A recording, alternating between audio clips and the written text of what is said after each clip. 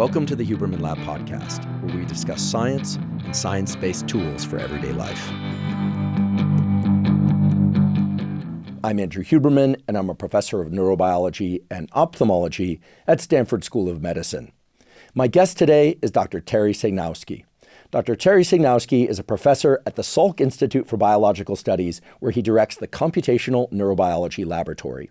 And as his title suggests, he is a computational neuroscientist. That is, he uses math as well as artificial intelligence and computing methods to understand this overarching, ultra-important question of how the brain works. Now, I realize that when people hear terms like computational neuroscience, algorithms, large language models, and AI, that it can be a bit overwhelming and even intimidating.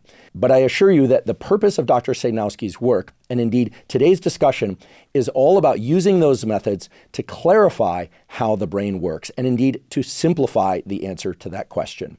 So for instance, today you will learn that regardless of who you are, regardless of your experience, that all your motivation in all domains of life is governed by a simple algorithm or equation. Dr. Sejnowski explains how a single rule, a single learning rule, drives all of our motivation-related behaviors. And it, of course, relates to the neuromodulator dopamine. And if you're familiar with dopamine as a term, today you will really understand how dopamine works to drive your levels of motivation, or, in some cases, lack of motivation, and how to overcome that lack of motivation. Today, we also discuss how best to learn. Dr. Sejnowski shares not just information about how the brain works, but also practical tools that he and colleagues have developed, including a zero-cost online portal that teaches you how to learn better based on your particular learning style, the way that you in particular forage for information and implement that information. Dr. Sejnowski also explains how he himself uses physical exercise of a particular type in order to enhance his cognition, that is, his brain's ability to learn information and to come up with new ideas. Today, we also discuss both the healthy brain and the diseased brain in conditions like Parkinson's and Alzheimer's, and how particular tools that relate to mitochondrial function can perhaps be used in order to treat various diseases, including Alzheimer's dementia. I'm certain that by the end of today's episode, you will have learned a tremendous amount of new knowledge about how your brain works and practical tools that you can implement in your daily life.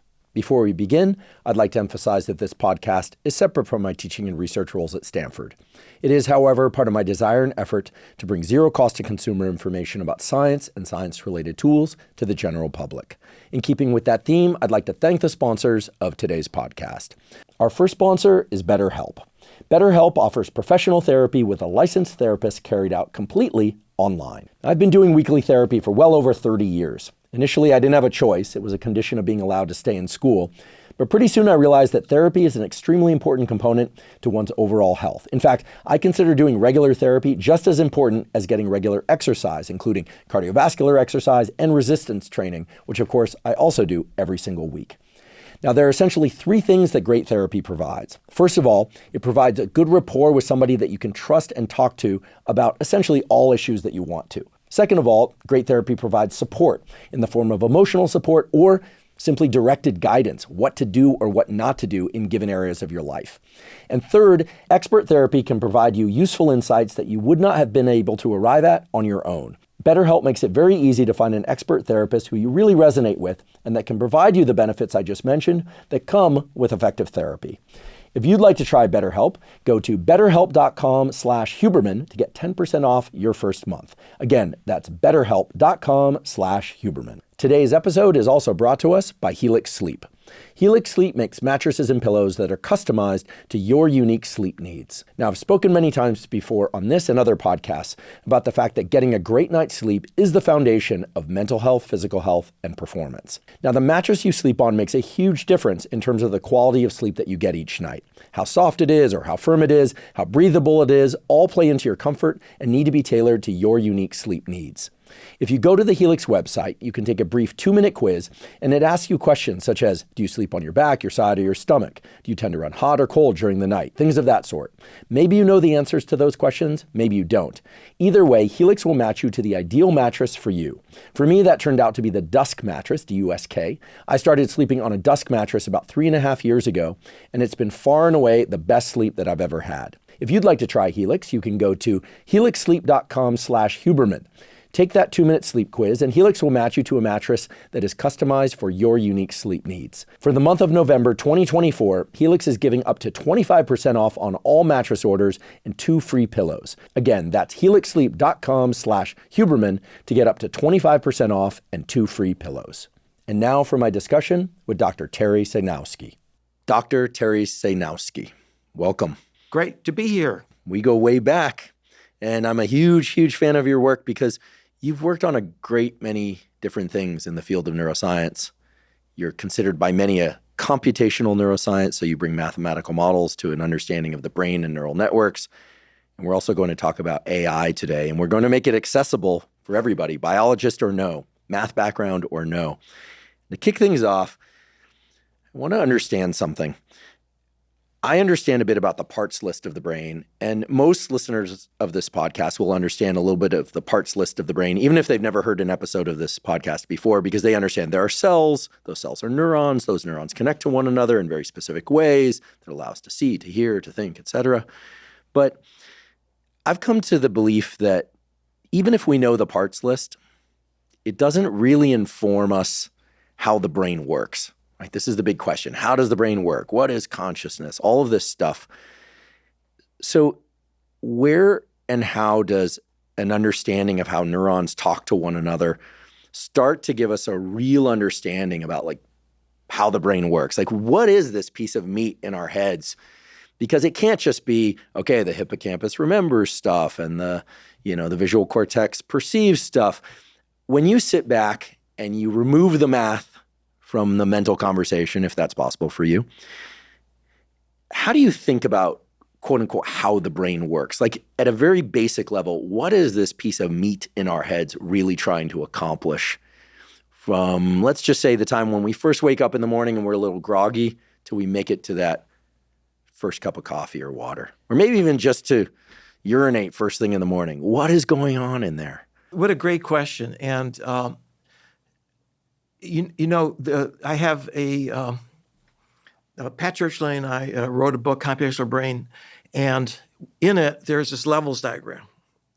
And it levels of investigation at different spatial scales from the molecular at the very bottom to synapses and neurons, circuits, neural circuits, how they're connected with each other, and then brain areas in the cortex, and then the whole central nervous system span 10 orders of magnitude, 10 to the 10th in spatial scale.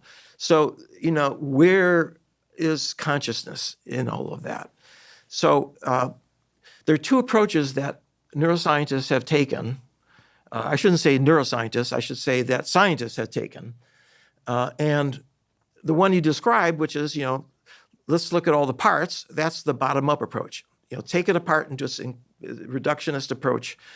And you make a lot of progress. You can figure out, how things are connected and understand how development works, how neurons connect. But it's very difficult to really make progress because you get lost in the forest. Now, the other approach, which has been successful, but at the end unsatisfying, is the top-down approach. And this is the approach that psychologists have taken, looking at behavior and trying to understand, the laws of behavior. This is the behaviorists. But even people in AI were trying to do it top-down, to write programs that could replicate human behavior, intelligent behavior. And I have to say that both of those approaches, bottom-up or top-down, have really not gotten to the core of answering any of those questions, the big questions. But there's a whole new approach now that is emerging in both neuroscience and AI at exactly the same time. And at this moment in history, it's really quite remarkable. So there's an intermediate level between the implementation level at the bottom, how you implement some particular mechanism, and the actual behavior of the whole system is called the algorithmic level. It's in between. Mm-hmm. So algorithms are like recipes. They're like, when you bake a cake, you have to have ingredients, and you have to say how the order in which they're put together and how long, and If you get it wrong, it doesn't work. It's just a mess. Now, it turns out that we're discovering algorithms. We've made a lot of progress with understanding the algorithms that are used in neural circuits. And this speaks to the computational level of how to understand the function of the neural circuit. But I'm going to give you one example of an algorithm which is one we worked on back in the 1990s when Peter Dayan and Reed Montague were postdocs in the lab. And it had to do with a part of the brain below the cortex called the basal ganglia, which is responsible for learning sequences of actions in order to achieve some goal. For example, if you want to play tennis, you have to be able to coordinate many muscles, and a whole sequence of actions has to be made if you want to be able to serve accurately, and you have to practice. Well, what's going on there is that the basal ganglia basically is taking over from the cortex and producing actions that get better and better and better and better. And that's true not just of the muscles, but it's also true of thinking. If you want to become good in any area, if you want to become a good financier, if you want to become a good doctor or a neuroscientist, right? You have to be practicing in terms of understanding what's the details of the profession and what works, what doesn't work, and so forth. And it turns out that this basal ganglia interacts with the cortex, not just in the back, which is the action part, but also with the prefrontal cortex, which is the thinking part. Can I ask you a question about this briefly? The basal ganglia, as I understand, are involved in the organization of two major types of behaviors. Go, meaning to actually perform a behavior, but the basal ganglia also instruct no-go. Don't engage in that behavior. And learning an expert golf swing or even a basic golf swing or tennis racket swing involves both of those things, go and no-go. Given what you just said, which is that the basal ganglia are also involved in generating thoughts of particular kinds, I wonder, therefore, if it's also involved in suppression of thoughts of particular kinds. I mean, you don't want your surgeon cutting into, a particular region and just thinking about their motor behaviors, what to do and what not to do. They presumably need to think about what to think about, but also what to not think about. You don't want that surgeon thinking about how their kid was a brat that morning and they're frustrated because the two things interact. So is there go, no-go in terms of action and learning, and is there go, no-go in terms of thinking? Well, I mentioned the prefrontal cortex, and that part, the loop with the basal ganglia, that is one of the last to mature in early adulthood. And what the problem is that for adolescents, it's not the no-go part for planning and actions isn't quite there yet, and so often it doesn't kick in to prevent you from doing things that are not in your best interest. So yes, absolutely right. But one of the things, though, is that learning is involved, and this is really a problem that we cracked.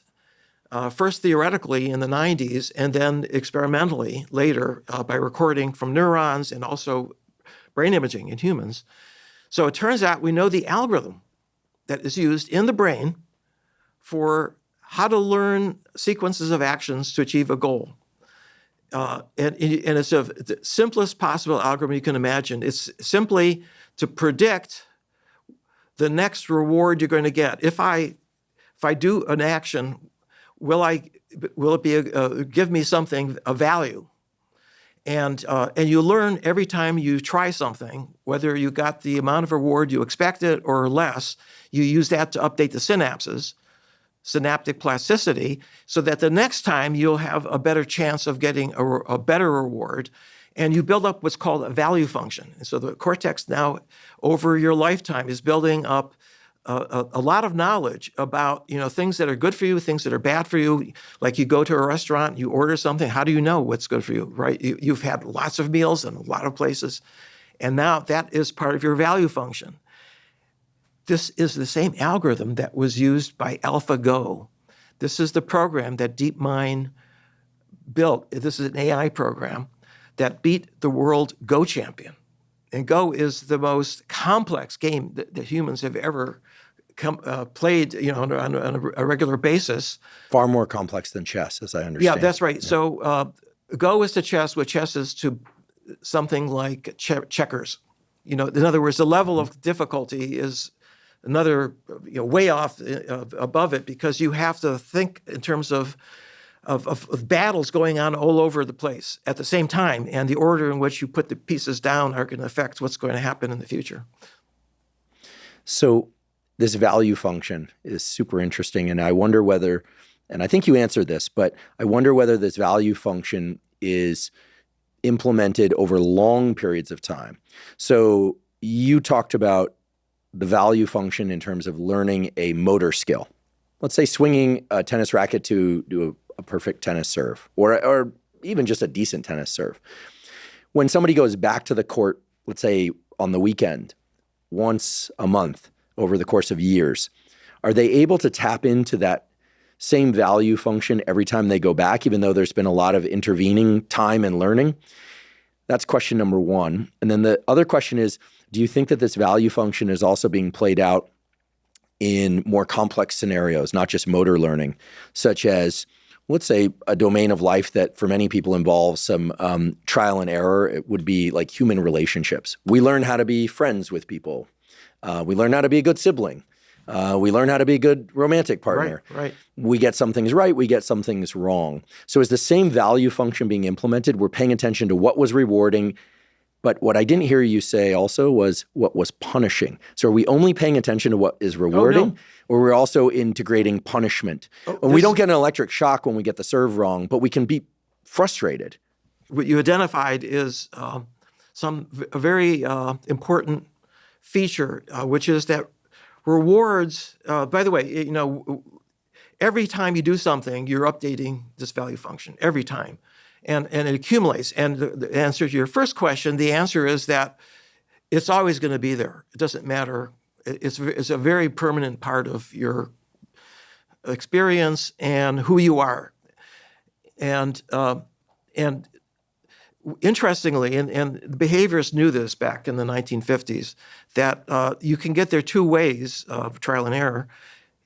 Small rewards are good because you're constantly coming closer and closer to getting the what you're seeking, better tennis player or being able to make a friend. But the negative punishment is much more effective. One trial learning. You don't need to have 100 trials to what you need, when you're training a rat to do some task with small food rewards. But if you just shock the rat, boy, that rat doesn't forget that. Yeah, one really bad relationship will have you learning certain things forever. And this is also PTSD, post-traumatic stress disorder, is another good example of that. That can screw you up for the rest of your life. But the other thing, and you pointed out something really important, which is that a large part of the prefrontal cortex is devoted to social interactions.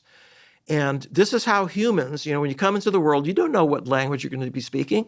You don't know what the cultural values are that you're going to have to be able to become a member of this society and as things that are expected of you. All of that has to become through experience, through building this value function. So this is something we discovered in the 20th century, and now it's going into AI. It's called reinforcement learning in AI. It's a form of procedural learning, as opposed to the cognitive level where you think and you do things.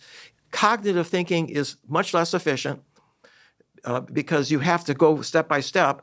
With procedural learning, it's automatic. Can you give me an example of procedural learning in the context of a comparison to cognitive learning? Like, is there an example of perhaps like how to make a decent cup of coffee using, purely knowledge-based learning versus procedural learning? Oh, okay. Where procedural learning wins. And I can imagine one, but you're the true expert here. Well, you know a lot of examples, but since we've been talking about tennis, can you imagine learning how to play tennis through a book, reading a book? That's so funny. On the plane back from Nashville yesterday, the guy sitting across the aisle from me was reading a book about maybe he was working on his pilot's license or something. And, Right. I looked over and couldn't help but notice these diagrams of the plane flying. And I thought, I'm just so glad that this guy is a passenger and not a pilot. And then I thought about how the pilots learned, and presumably it was a combination of practical learning and textbook learning. I mean, when you scuba dive, this is true. I'm scuba dive certified, and when you get your certification, you learn your dive tables and you learn why you have to wait between dives, et cetera, and gas exchange and a number of things. But there's really no way to simulate what it is to take your mask off underwater, put it back on, and then blow the water out of your mask like that. You just have to do that in a pool, and you actually have to do it when you need to for it to really get drilled in. Yes, it's really essential for things that have to be executed quickly and expertly to get that really down pat, so you don't have to think. And this happens in school, right? In other words, you have classroom lessons where you're given explicit instruction, but then you go do homework. That's procedural learning. You do problems. You solve problems. And I'm a Ph.D. physicist, so I went through all of the classes, in theoretical physics, and it was really the problems that really were the core of becoming a good physicist. You can memorize the equations, but that doesn't mean you understand how to use the equations. I think it's worth highlighting something. A lot of times on this podcast, we talk about what I call protocols. It would be, like get some morning sunlight in your eyes to stimulate your suprachiasmatic nucleus by way of your retinal ganglion cells. Audiences of this podcast will recognize those terms. It's basically get sunlight in your eyes in the morning and set your circadian clock. That's right. And you can hear that a trillion times. But I do believe that there's some value to both knowing what the protocol is, the underlying mechanisms. There are these things in your eye that, encode the sunrise qualities of light, et cetera, and then send them to your brain, et cetera, et cetera. But then once we link knowledge, pure knowledge, to a practice, I do believe that the two things merge someplace in a way that, let's say, reinforces both the knowledge and the practice. Right. So these things are not necessarily separate. They bridge. In other words, doing your theoretical physics problem sets reinforces the examples that you learned in lecture and in your textbooks, and vice versa. So this is a battle that's going on right now in schools. What you just said is absolutely right. You need both. We have two major learning systems. We have a cognitive learning system, which is cortical. We have a procedural learning system, which is subcortical, basal ganglia. And the two go hand in hand. If you want to become good at anything, the two are going to help each other.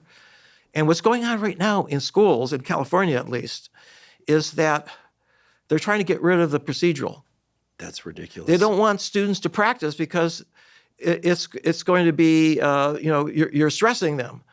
You don't want them to feel that that they're having difficulty. So, but it can do everything. For those listening, I'm covering my eyes because this would be like saying, goodness, there's so many examples. Like here's a textbook on swimming, and then you're going to go out to the ocean someday, and you will have never actually swum.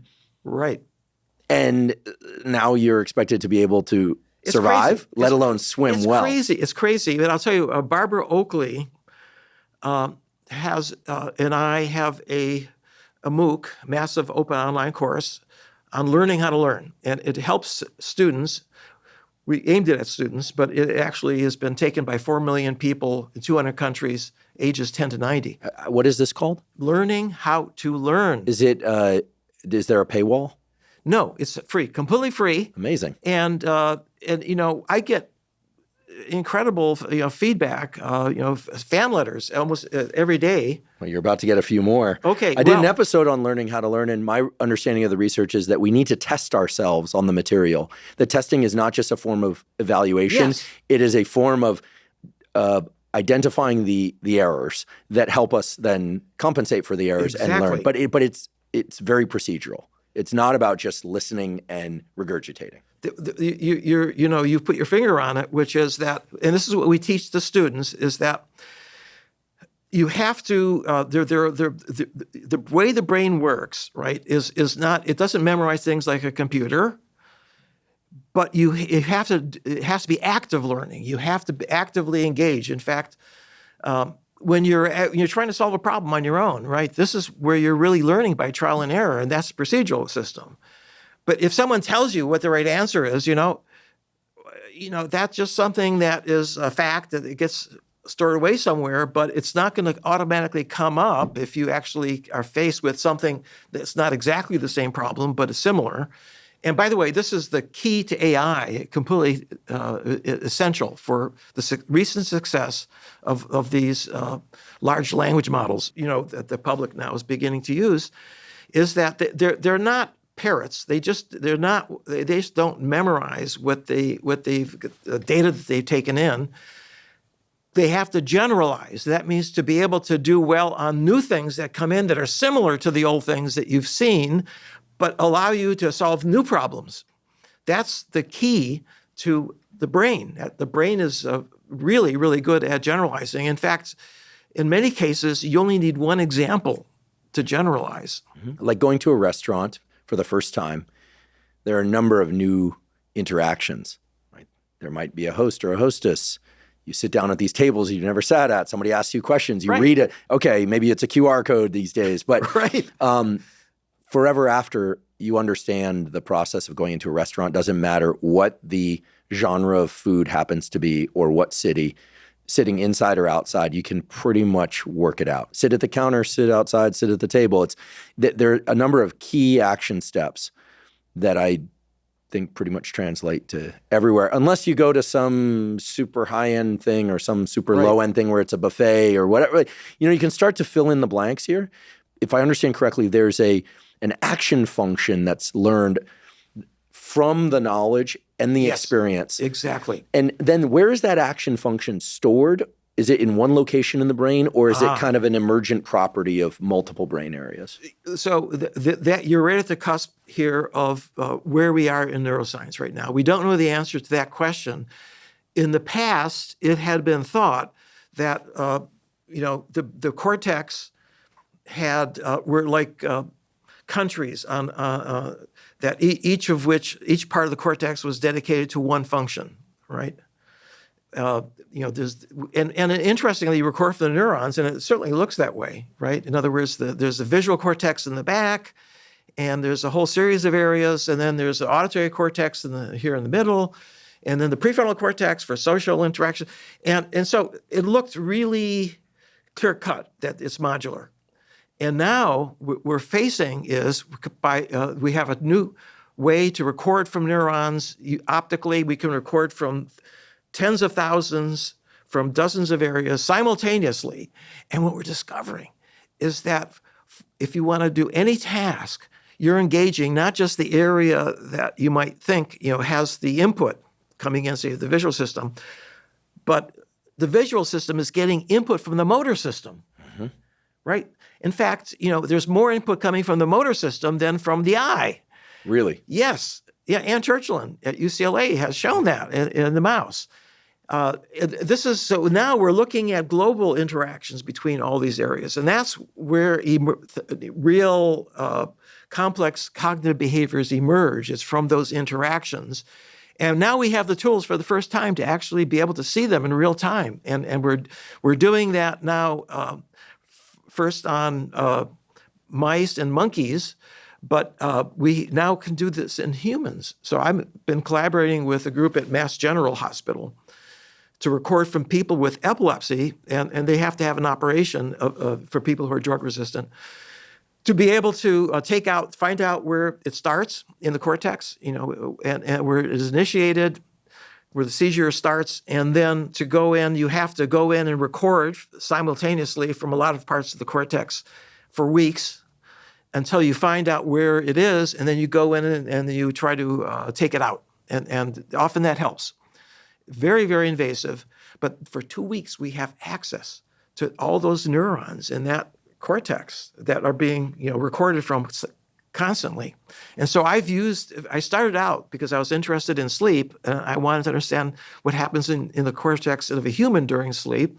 But then we realized that, you can also figure, people who have these the debilitating problems with seizures, They're there for 2 weeks and they have nothing to do. So they just love the fact that scientists are interested in helping them and teaching them things and finding out where in the cortex things are happening when they learn something.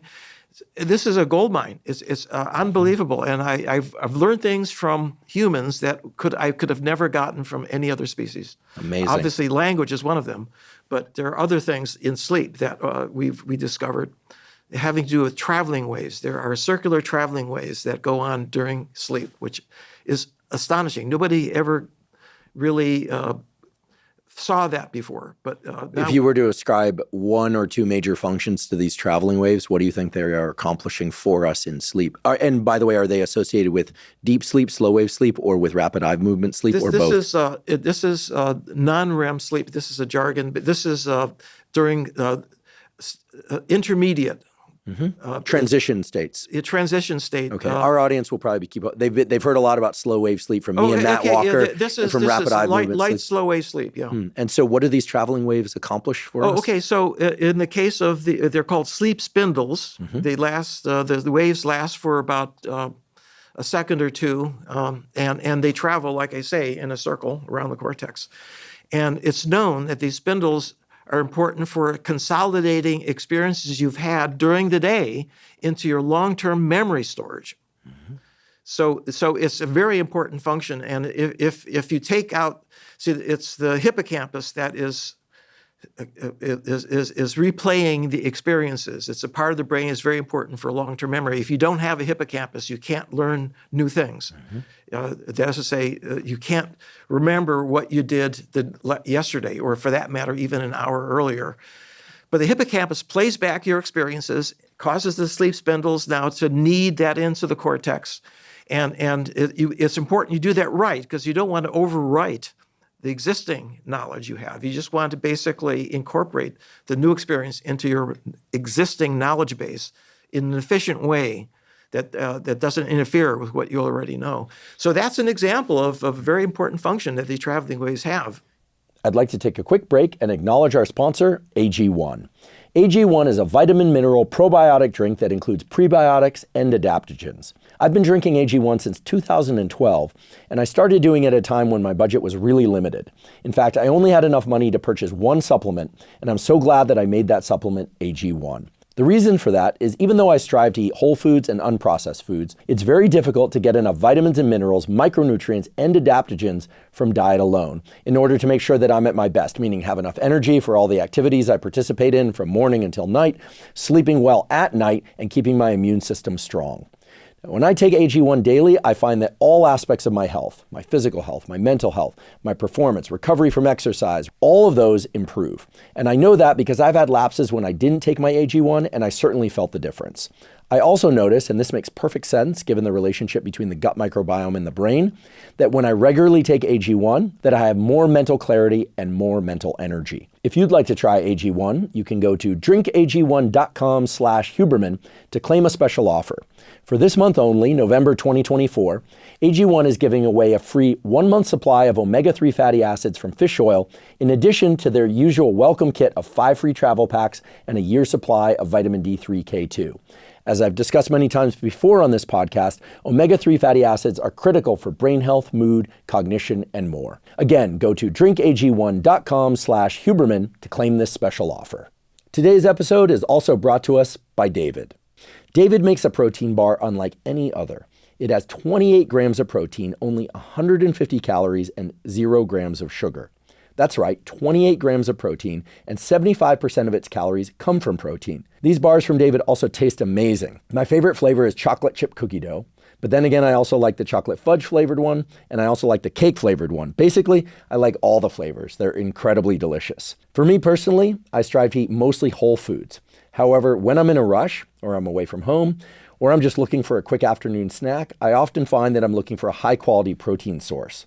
With David, I'm able to get 28 grams of protein with the calories of a snack, which makes it very easy to hit my protein goals of 1 gram of protein per pound of body weight each day. And it allows me to do that without taking in excess calories. I typically eat a David bar in the early afternoon or even mid-afternoon if I want to bridge that gap between lunch and dinner. I like that it's a little bit sweet, so it tastes like a tasty snack, but it's also giving me that 28 grams of very high quality protein with just 150 calories. If you would like to try David, you can go to davidprotein.com/Huberman. Again, the link is davidprotein.com/Huberman. As I recall, there are one or two things that one can do in order to ensure that one gets sufficient sleep spindles at night and thereby incorporate this new knowledge. This was from the episode that we did with Gina Poe from UCLA, I believe, and others, including Matt Walker. My recollection is that the number one thing is to make sure you get enough sleep at night so you experience enough of these spindles. Right. And we're all familiar with the cognitive challenges, including memory challenges and learning challenges associated with lack of sleep, insufficient sleep. But the other was that there was some interesting relationship between daytime exercise and nighttime prevalence of sleep spindles. Are you familiar with that literature? Yes. Oh, yes. Yeah. No, this is a fascinating literature, and it's all pointing in the same direction, which is that, we always neglect to appreciate the importance of sleep. I mean, obviously, you're refreshed when you wake up, but there's a lot of things happen. It's not that your brain turns off, it's that it goes into a completely different state. And memory consolidation is just one of those things that happens when you fall asleep. And of course, there's dreams and so forth. We don't fully appreciate or understand exactly how all the different sleep stages are work together. But exercise is a particularly important part of getting the motor system tuned up, and that it's thought that the REM, rapid eye movement sleep, may be involved in that. So that's yet another part of the sleep stages. You go back and forth between dream sleep and the slow wave sleep, back and forth during the night, and then when you wake up, you're in the REM stage, more and more REM. But that's all observation. But as a scientist, what you want to do is perturb the system, and see if you can, maybe if you had more sleep spindles, maybe you'd be able to remember things better. So it turns out Sarah Mednick, who was at UC Irvine, did this fantastic experiment. So it turns out there's a drug called zolpidem, which goes by the name Ambien. You may have some experience with that. I've never taken it, but I'm aware of what it is. People use it as a sleep aid. That's right. A lot of people take it in order to sleep. Okay. Well, it turns out that it causes more sleep spindles. Really? Yeah. It doubles the number of sleep spindles if you take the drug. You take the drug after you've done the learning, right? You do the learning at night, and then you take the drug, and you have twice as many spindles. You wake up in the morning, you can remember twice as much from what you learned. And the memories are stable over time? Yes. It's like it's in there. Yes, yeah, no, it consolidates it. I mean, that's the point. What's the downside of Ambien? Okay, here's the downside. Okay, so people who take the drug, say if you're going to Europe and you take it and then you sleep really soundly, but often you find yourself in the hotel room and you completely have no clue, you have no memory of how you got there. I've had that experience without Ambien or any other drugs where I am very badly jet lagged. Yes. And I wake up and for a few seconds, but what feels like eternity, I have no idea where I am. Okay, it's terrifying. That's another problem that you have with jet lag. Jet lag really screws things up. But this is something where it could be an hour. You took the train or you took a taxi or something, and so here. Now this seems crazy. How could it be a way to improve learning and recall on one hand, and then forgetfulness on the other hand? Well, it turns out what's important is that when you take the drug, right? In other words, it helps consolidate experiences you've had in the past before you took the drug, but it'll wipe out experiences you have in the future after you take the drug, right? So I'm not laughing. It must be a terrifying experience, but I'm laughing because, there's some beautiful pharmacology and indeed some wonderfully useful pharmaceuticals out there Some people may cringe to hear me say that, but there are some very useful drugs out there that save lives and help people deal with symptoms, et cetera. Side effects are always a concern. But this particular drug profile, Ambien, that is, it seems to reveal something perhaps even more important than the discussion about Spindles or Ambien or even sleep, which is that you got to pay the piper somehow, as they say. That's right. That you tweak one thing in the brain, something else goes. You don't get anything for free. That's a true. I think that this is something that is true not just of drugs for the brain, but steroids for the body. Mm-hmm. Sure. Yeah. I mean, steroids, even low dose testosterone therapy, which is very popular nowadays, will give people more vigor, et cetera. But it is introducing a sort of second puberty. And puberty is perhaps the most rapid phase of aging of the entire lifespan. Same thing with people who take growth hormone would be probably a better example, because certainly those therapies can be beneficial to people, but growth hormone gives people more vigor, but it accelerates aging. Look at the quality of skin that people have when they take growth hormone. It looks more aged. They physically change. And I'm not for or against these things. It's highly individual. But I completely agree with you. I would also venture that with the growing interest in so-called nootropics, and people taking things like modafinil, not just for narcolepsy, daytime sleepiness, but also to enhance cognitive function. Okay, maybe they can get away with doing that every once in a while for a deadline task or something. But my experience is that people who obsess over the use of pharmacology to achieve certain brain states pay in some other way. Absolutely. Whether or not stimulants or sedatives or sleep drugs, and that behaviors will always prevail. Behaviors will always prevail as tools. Yeah, and one of the things about the way the body evolved is that it really has to balance a lot of things, and so with drugs you're basically unbalancing it somehow, and the consequence is, as you point out, is that what in order to make one part better, one part of your body, or you sacrifice something else somewhere else. And, as long as we're talking about brain states and connectivity across areas, I want to ask a particular question. Then I want to return to this issue about how best to learn, especially in kids, but also in adulthood. I've become very interested in and spent a lot of time with the literature and some guests on the topic of psychedelics. Let's leave the discussion about LSD aside, because do you know why there aren't many studies of LSD? This is kind of a fun one. No one is expected to know the answer. Well, it's against the law, I think.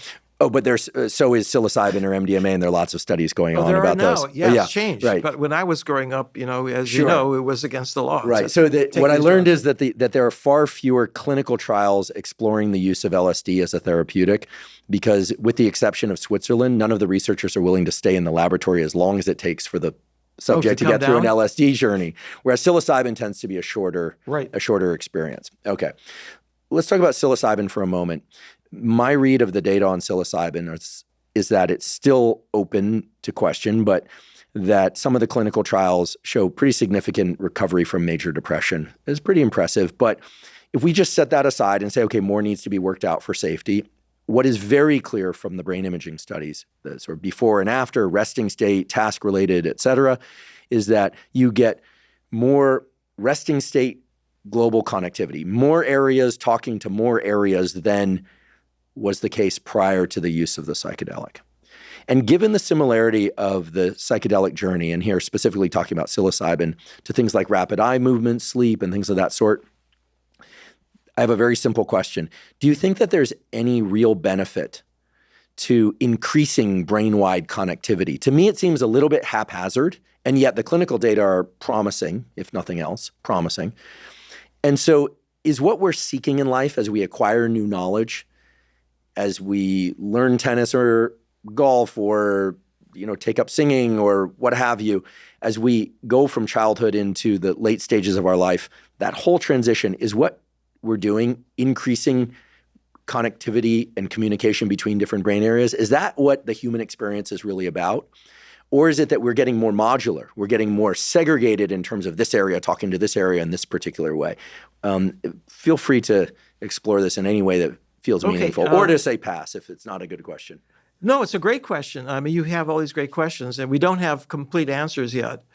But specifically with regard to connectivity, if you look at what happens in an infant's brain during the first 2 years, there's a tremendous amount of new synapses being formed. This is your area, by the way. You know more about this than I do. Yeah, well, that's okay. But then you prune them, right? Then the second phase is that you overabundant synapses, and now what you want to do is to prune them. Why would you want to do that? Well, synapses are expensive. It takes a lot of energy to activate all of the neurons and the synapses especially, because there's the turnover of the neurotransmitter. And so what you want to do is to reduce the amount of energy and only use those synapses that have been proven to be the most important, right? Now, unfortunately, as you get older, the pruning slows down but doesn't go away. So the cortex thins, and so forth. So I think it goes in the opposite direction. I think that as you get older, you're losing connectivity. But interestingly, you retain the old memories. The old memories are really rock solid because they were put in when you were young. Yeah, the foundation. The foundation upon which everything else is built. But it's not totally one way in the sense that even as an adult, as you know, you can learn new things, maybe not as quickly. By the way, this is one of the things that surprised me. So Barbara and I have, looked at the people who, really benefited the most. It turns out that the peak of the demographic is 25 to 35. Barbara Oakley. Mm-hmm. Yeah, she's really the mastermind. She's a fabulous educator and background in engineering. But what's going on? So it turns out we aimed our MOOC at kids in high school and college because that's their business. They go every day and they go into work and they have to learn, right? That's their business. But in fact, very few of the students who are actually, they weren't taking the course. Why should they? They spend all day in the class, right? Why do they want to take another class? So this is the learning to learn class. Learning how to learn. Okay, so you did this with Barbara. So we did. Yeah. I did with Barbara, and now 25 to 35, we have this huge peak, huge. So what's going on? Here's what's going on. It's very interesting. So you're 25, you've gone to college. Half the people, by the way, who take the course went to college, right? So it's not like, filling in for college. This is like topping it off. But you're in the workforce. You have to learn a new skill. Maybe you have mortgage. Maybe you have children, right? You can't afford to go off and take a course or get another degree. So you take a MOOC and you discover, I'm not quite as agile as I used to be in terms of learning, but it turns out with our course, you can boost your learning. And so that even though you're not as, your brain isn't learning as quickly, you can do it more efficiently. This is amazing. I want to take this course. I will take this course. What sort of time commitment is the course? You already pointed out that it's zero cost, which is amazing. Yeah. Okay. So it's bite-sized videos lasting about 10 minutes each, and there's about 50 or 60 over a course of 1 month. And are you tested? Are you self-test? Yeah. There are tests, there are quizzes, there are tests at the end, and there are forums where you can go and talk to other students. You have questions. We have TAs. Anyone can do this. Anyone in the world. In fact, we have people in India, housewives, who say, "Thank you, because I could have never learned about how to be a better learner, and I wish I had known this when I was going to school." Why do more people not know about this learning to learn course? Although as people know, if I get really excited about it or about anything, I'm never going to shut up about it. Well, but I'm going to take the course first because I want to understand the guts of it. You'll enjoy it. Mm-hmm. We have like 98% approval, which is phenomenal. It's sticky. Is it math, vocabulary? No math, no vocabulary. It's not. We're not teaching anything specific. We're not trying to give you knowledge. We're trying to tell you how to acquire knowledge and how to do that.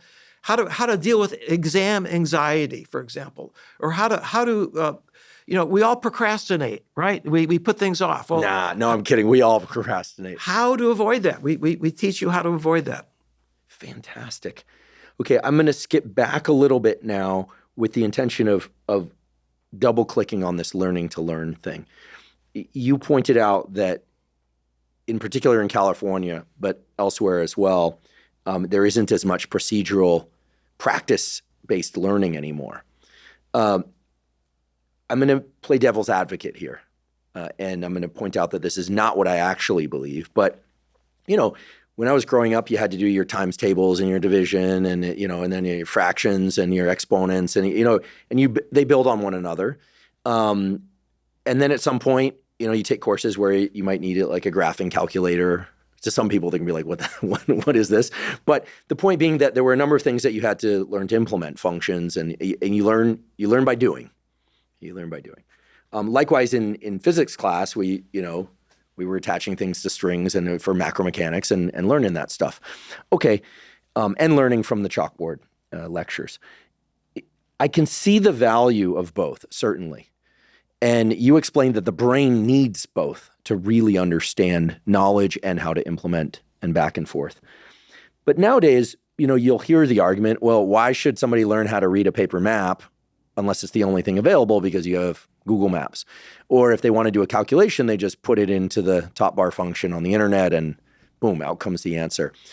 So there is a world where certain skills are no longer required. And one could argue that the brain space and activity and time and energy in particular could be devoted to learning new forms of knowledge that are going to be more practical in the school and workforce going forward. So how do we reconcile these things? I mean, I'm of the belief that the brain is doing math, and you and I agree. It's electrical signals and chemical signals, and it's doing math, and it's running algorithms. I think you convinced us of that, certainly. But how are we to discern what we need to learn versus what we don't need to learn in terms of building a brain that's capable of learning the maximum number of things, or even enough things, so that we can go into this very uncertain future? Because as far as you know, and I know, neither of us have a crystal ball. So what is essential to learn? And for those of us that didn't learn certain things in our formal education, what should we learn how to learn? Well, this is generational. Okay. So technologies provide us with tools. You mentioned the calculator, right? Well, a calculator didn't eliminate, the education you need to get in math, but it made certain things easier. It made it possible for you to do more things and more accurately. However, interestingly, students in my class often come up with answers that are off by 8 orders of magnitude, and that's a huge amount, right? It's clear that they didn't key in the calculator properly, but they didn't recognize that it was a really it was completely way off the beam, because they didn't have a good feeling for the numbers. They don't have a good sense of exactly how big it should have been, order of magnitude, basic understanding.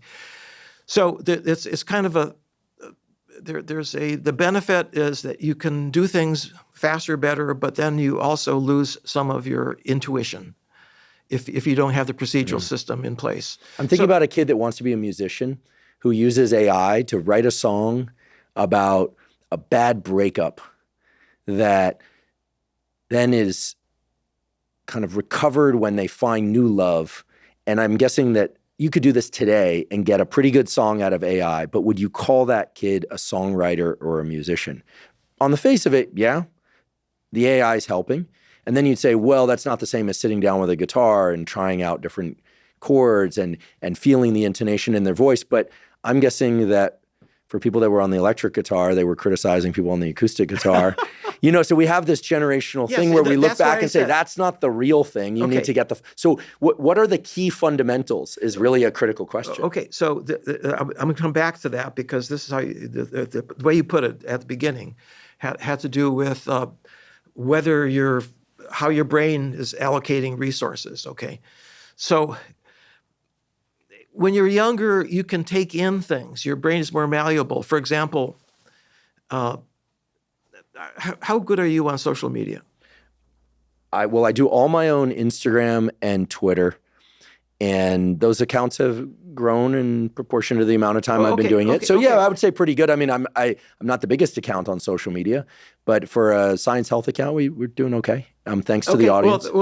This speaks well for the fact that you've managed to break, to go beyond the generation gap. Because I can type with my thumbs, Terry. Okay, there you go.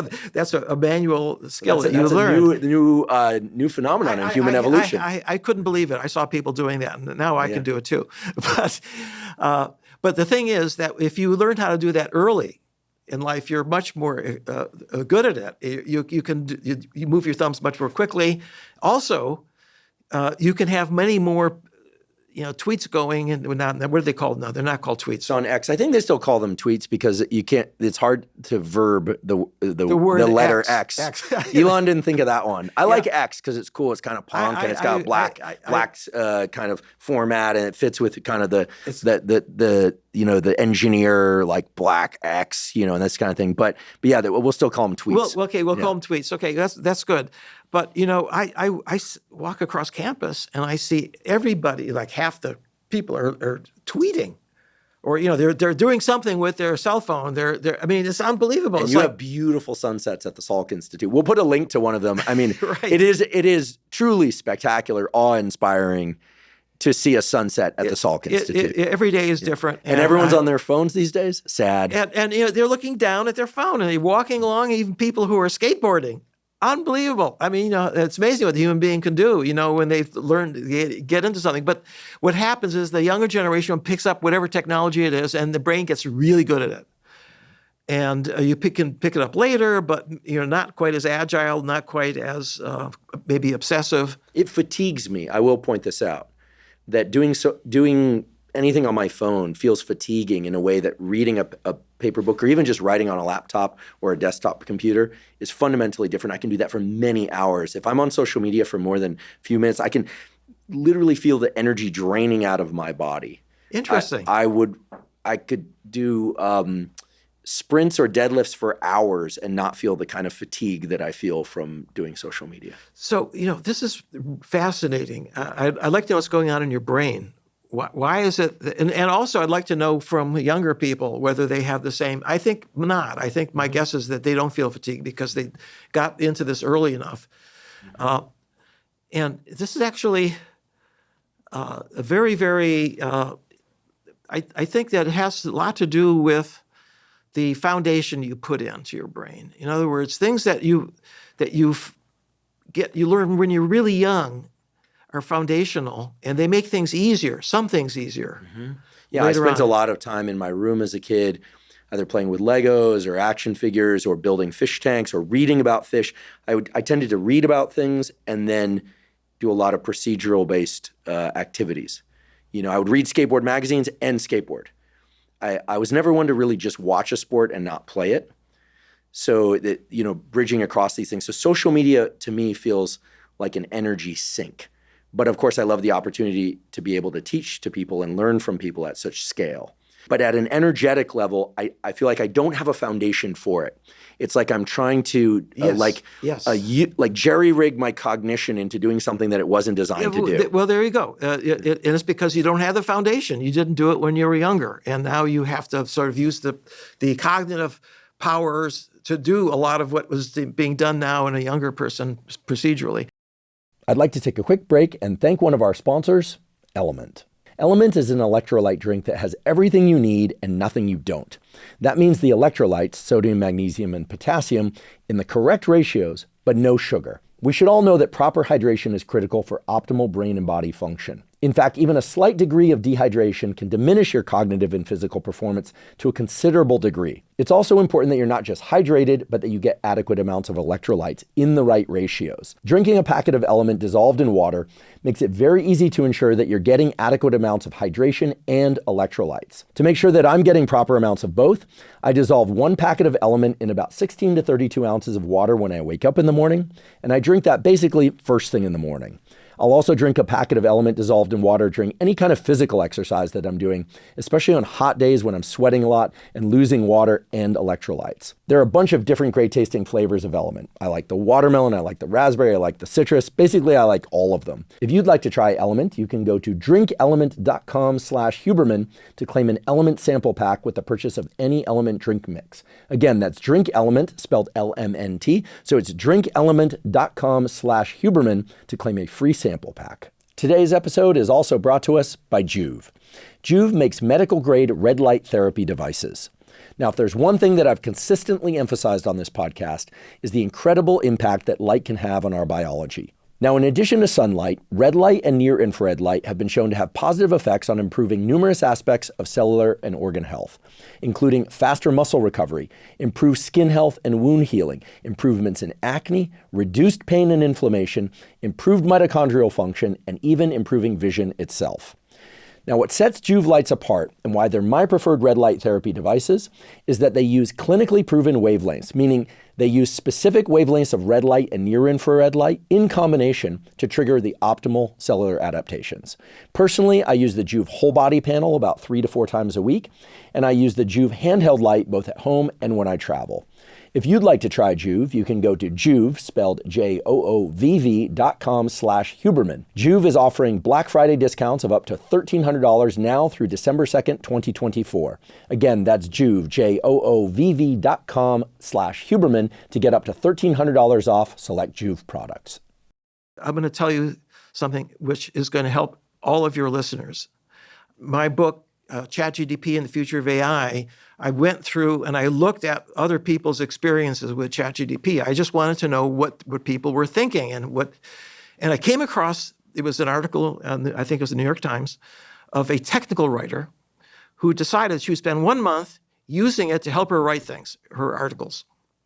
And she said that when she started out, at the end of the day, she was drained, completely drained.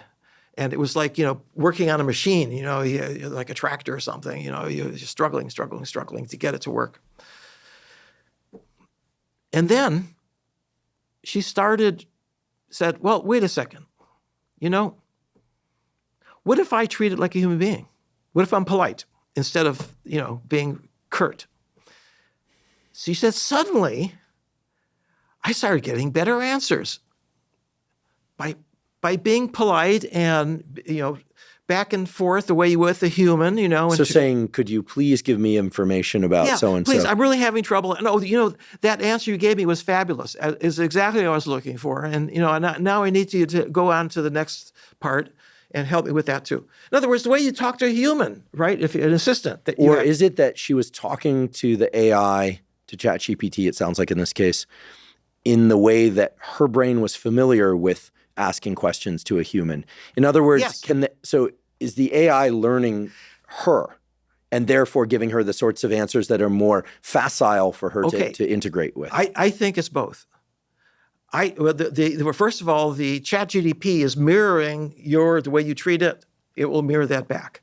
You treat it like a machine, it will treat you like a machine, okay? Because that's what it's good at. But here's the surprise. The surprise is, she said, once I started treating it like a human, at the end of the day, I wasn't fatigued anymore. Why? Well, it turns out that all your life you interact with humans in a certain way, and your brain is wired to do that, and it doesn't take any effort. And so by treating the ChatGPT as if it were a human, you're taking advantage of all the brain circuits in your brain. This is incredible. And I'll tell you why, because I think many people, not just me, but many people really enjoy social media, learn from it. I mean, yesterday I learned a few things that I thought were just fascinating about how we perceive our own identity according to whether or not we're filtering it through the responses of others or whether or not we take a couple minutes and really just sit and think about how we actually feel about ourselves. Very interesting ideas about locus of self-perception and things like that. I also looked at a really cool video of a baby raccoon popping bubbles while standing on its hind limbs. And that was really cool. And social media could provide me both those things within a series of minutes. And I was thinking to myself, this is crazy, right? The raccoon is kind of trivial, but it delighted me, and that's not trivial. There you go. Yes. So, but here's the question. Could it be that one of the detrimental aspects of social media is that if we're complimenting one another, or if we are giving hearts, or we're giving thumbs down, or we're in an argument with somebody, or we're doing a clap back, or they're clapping back on us, or dunking, as it's called on X, that it isn't necessarily the way that we learned to argue. It's not necessarily the way that we learn to engage in healthy dispute. And so as a consequence, it feels like, and this is my experience, that certain online interactions feel really good and others feel like they kind of grate on me, like, because there's almost like an action step that isn't allowed. Like, you can't fully explain yourself or understand the other person. Right. And I am somebody who, believes in the power of real face-to-face dialogue, or at least on the phone dialogue. Right. And I feel the same way about text messaging. I hate text messaging. When text messaging first came out, I remember thinking, I was not a kid that passed notes in class. This feels like passing notes in class. In fact, this whole text messaging thing is beneath me. That's how I felt. And over the years, of course, I became a text messenger. And it's very useful for certain things, be there in 5 minutes, running a few minutes late. In my case, that's a common one. But I think this notion of what grates on us, and as it relates to whether or not it matches our childhood developed template of how our brain works, is really key, because it touches on something that I definitely want to talk about today that I know you've worked on quite a bit, which is this concept of energy. What we're talking about here is energy, not woo biology, woo science, wellness, energy. We're talking about, we only have a finite amount of energy. Mm-hmm. And years ago, the great Ben Barris sadly passed away, our former colleague and my postdoc advisor, came to me one day in the hallway and he stopped me and he said, he called me Andy like you do. And he said, Andy, how come we get such a rundown of energy as we get older? Why am I more tired today than I was 10 years ago? I was like, I don't know, how are you sleeping? He's like, I'm sleeping fine. Ben never slept much in the first place, but he had a ton of energy. And I thought to myself, I don't know. Like, what is this energy thing that we're talking about? I want to make sure that we close the hatch on this notion of a template neural system that then you either find experiences invigorating or depleting. I want to make sure we close the hatch on that. But I want to make sure that we relate it at some point to this idea of energy. And why is it that with each passing year of our life, we seem to have less of it?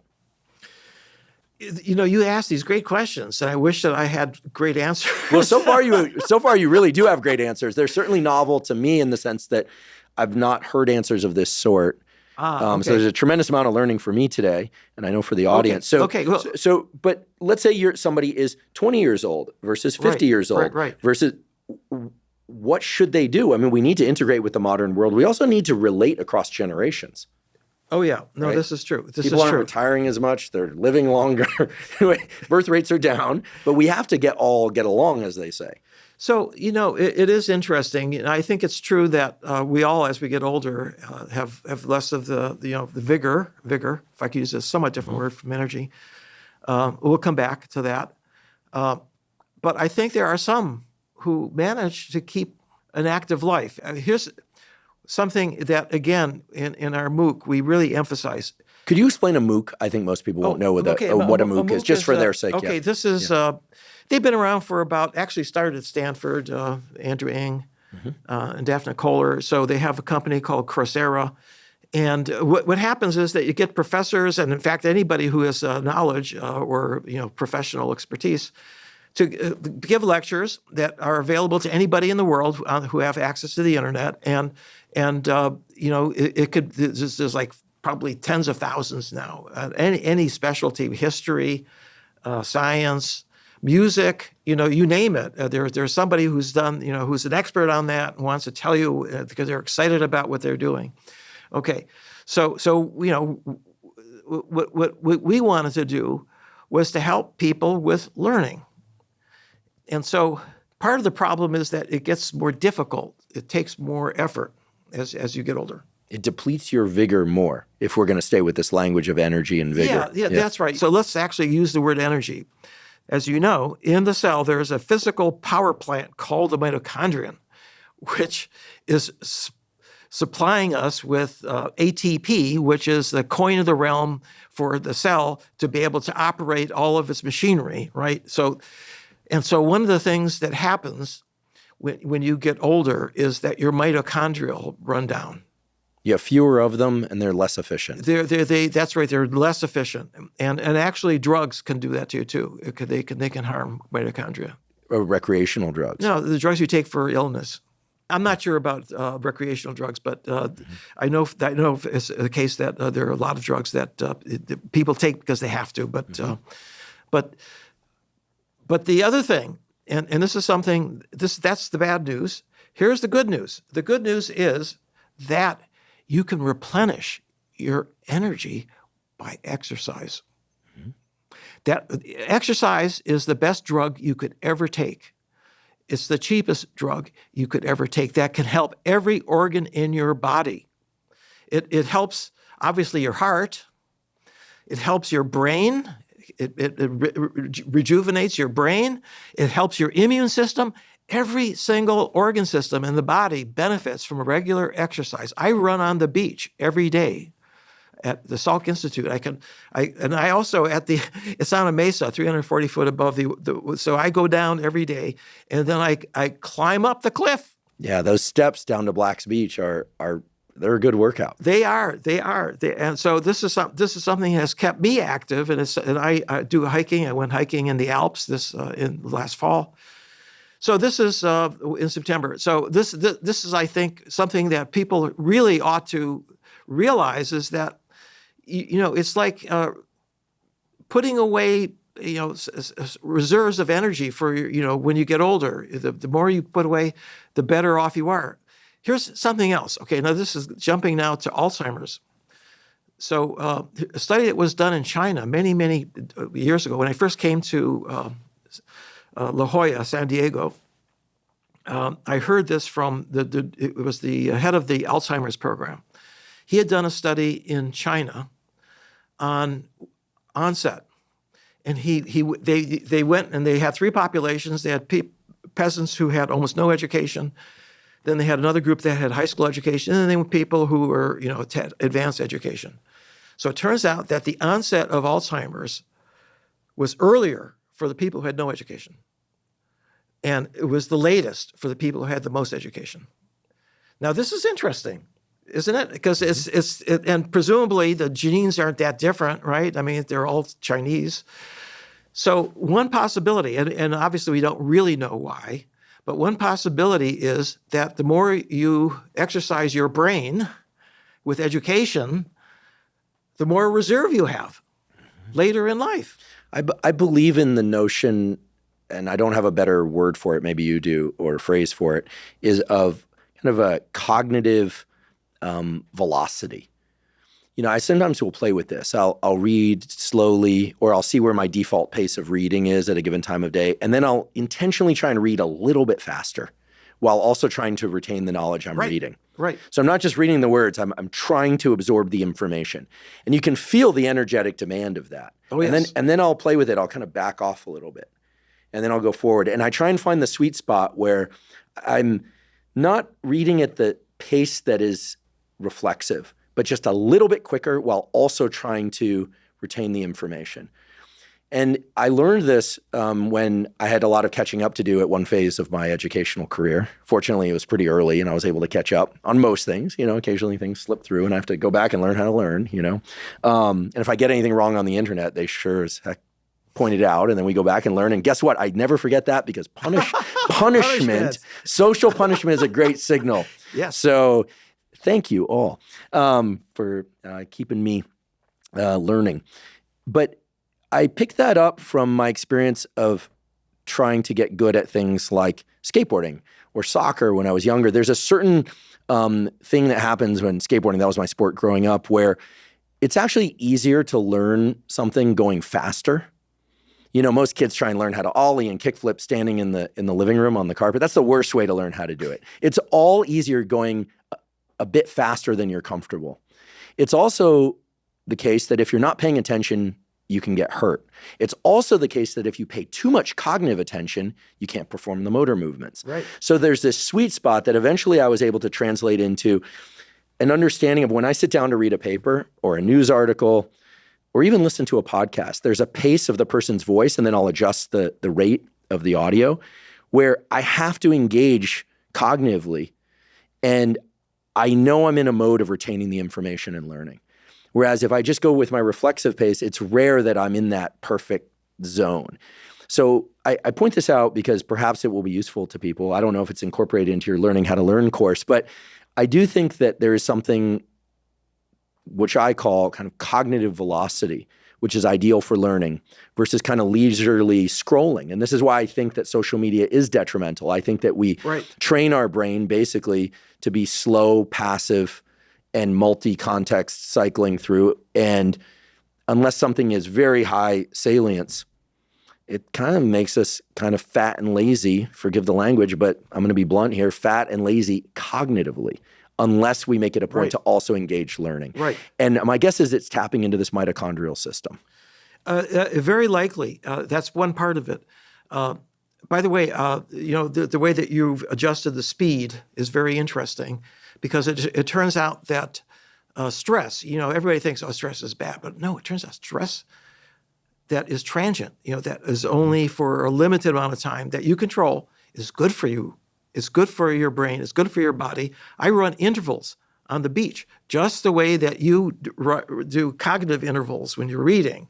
In other words, I run like hell for about 10 seconds, and then I go to a jog and I run like hell for another 10 seconds, and it's pushing your body into that extra gear that helps the muscles. The muscles need to know that this is what they've got to put out, and that's where you gain muscle mass, not from just doing the same running pace every day. Well, your intellectual and physical vigor is undeniable. I've known you a long time. You've always had a slight forward center of mass in your intellect, and even the speed at which you walk, Terry, dare I say. Okay. For a Californian, you're a quick walker. Okay. Yeah. So that's a compliment, by the way. East Coasters know what I'm talking about, and Californians would be like, why not slow down? The reason to not slow down too much for too long is that these mitochondrial systems, the energy of the brain and body, as you point out, are very linked. And I do think that below a certain threshold, it makes it very hard to come back. Just like below a certain threshold, it's hard to exercise without getting very depleted or even injured. That we need to maintain this. So perhaps now would be a good time to close the hatch on this issue of how to teach young people. Everyone should take this Learning to Learn course as a free resource. Amazing. As it relates to AI, do you think that young people and older people now, I'm 49, so I put myself in the older bracket, should be learning how to use AI? They are already learning how to use AI. And again, it's just like new technology comes along, who picks it up first? It's the younger people. And it's astonishing. They're using it a lot more than I am. I use it almost every day, but I know a lot of students who basically, and by the way, it's like any other tool. It's a tool. You need to know how to use it. Where do you suggest people start? So I have started using Claude AI. Okay. This was suggested to me by somebody expert in AI as an alternative to ChatGPT. I don't have anything against ChatGPT, but I'll tell you, I really like the aesthetic of Claude AI. It's a bit of a softer beige aesthetic. It feels kind of Apple-like. I like the Apple brand. And it gives me answers. Maybe it's the font. Maybe it's the feel. Maybe this goes back to the example used earlier where I like Claude AI, and I'm a big fan of it. And they don't pay me to say this. I've never met them. I have no relationship to them, except that it gives me answers in a bullet-pointed format that feels very aesthetically easy to transfer that information into my brain or onto a page. Right. So I like Claude AI. Use ChatGPT. How should people start to explore AI for sake of getting smarter, learning knowledge just for the sake of knowledge, having fun with it? What's the best way to do that? Well, I think exactly what you did, which is there's now dozens and dozens of different chatbots out there, and different people will feel comfortable with one or the other. ChatGPT is the first, so that's why it's kind of taken over a lot of cognitive space, right? It's become like Kleenex, right? that word. That was why I used it as the first word in my new book, because it's iconic. But some of them, I have to say that, for example, there are some that are really much better at math than others. Such as? Google's Gemini recently did some fine tuning with what's called chain of reasoning. When you reason, you go through a sequence of steps, and when you solve a math problem, you go through a sequence of steps of doing first finding out what's missing and then adding that.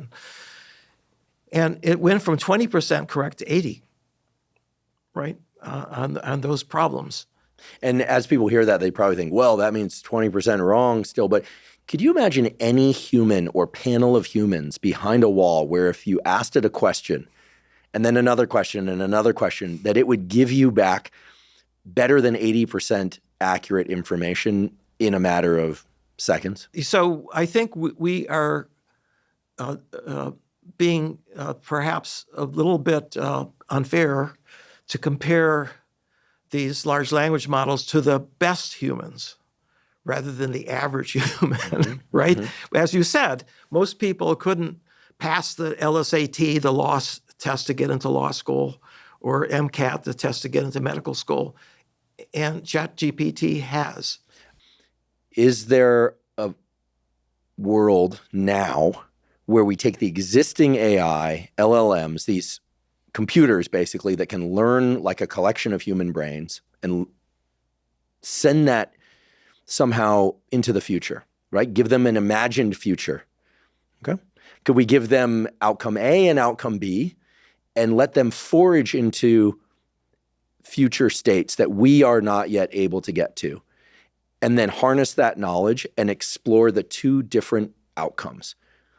I think that's perhaps the better question in some sense, because we can't travel back in time, but we can perhaps travel into the future with AI if you provide it different scenarios and you say, unlike a panel of experts, medical experts or space travel experts or sea travel experts, you can't say, hey, you know what, don't sleep tonight. You're just going to work for the next 48 hours. In fact, you're going to work for the next 3 weeks or 3 months.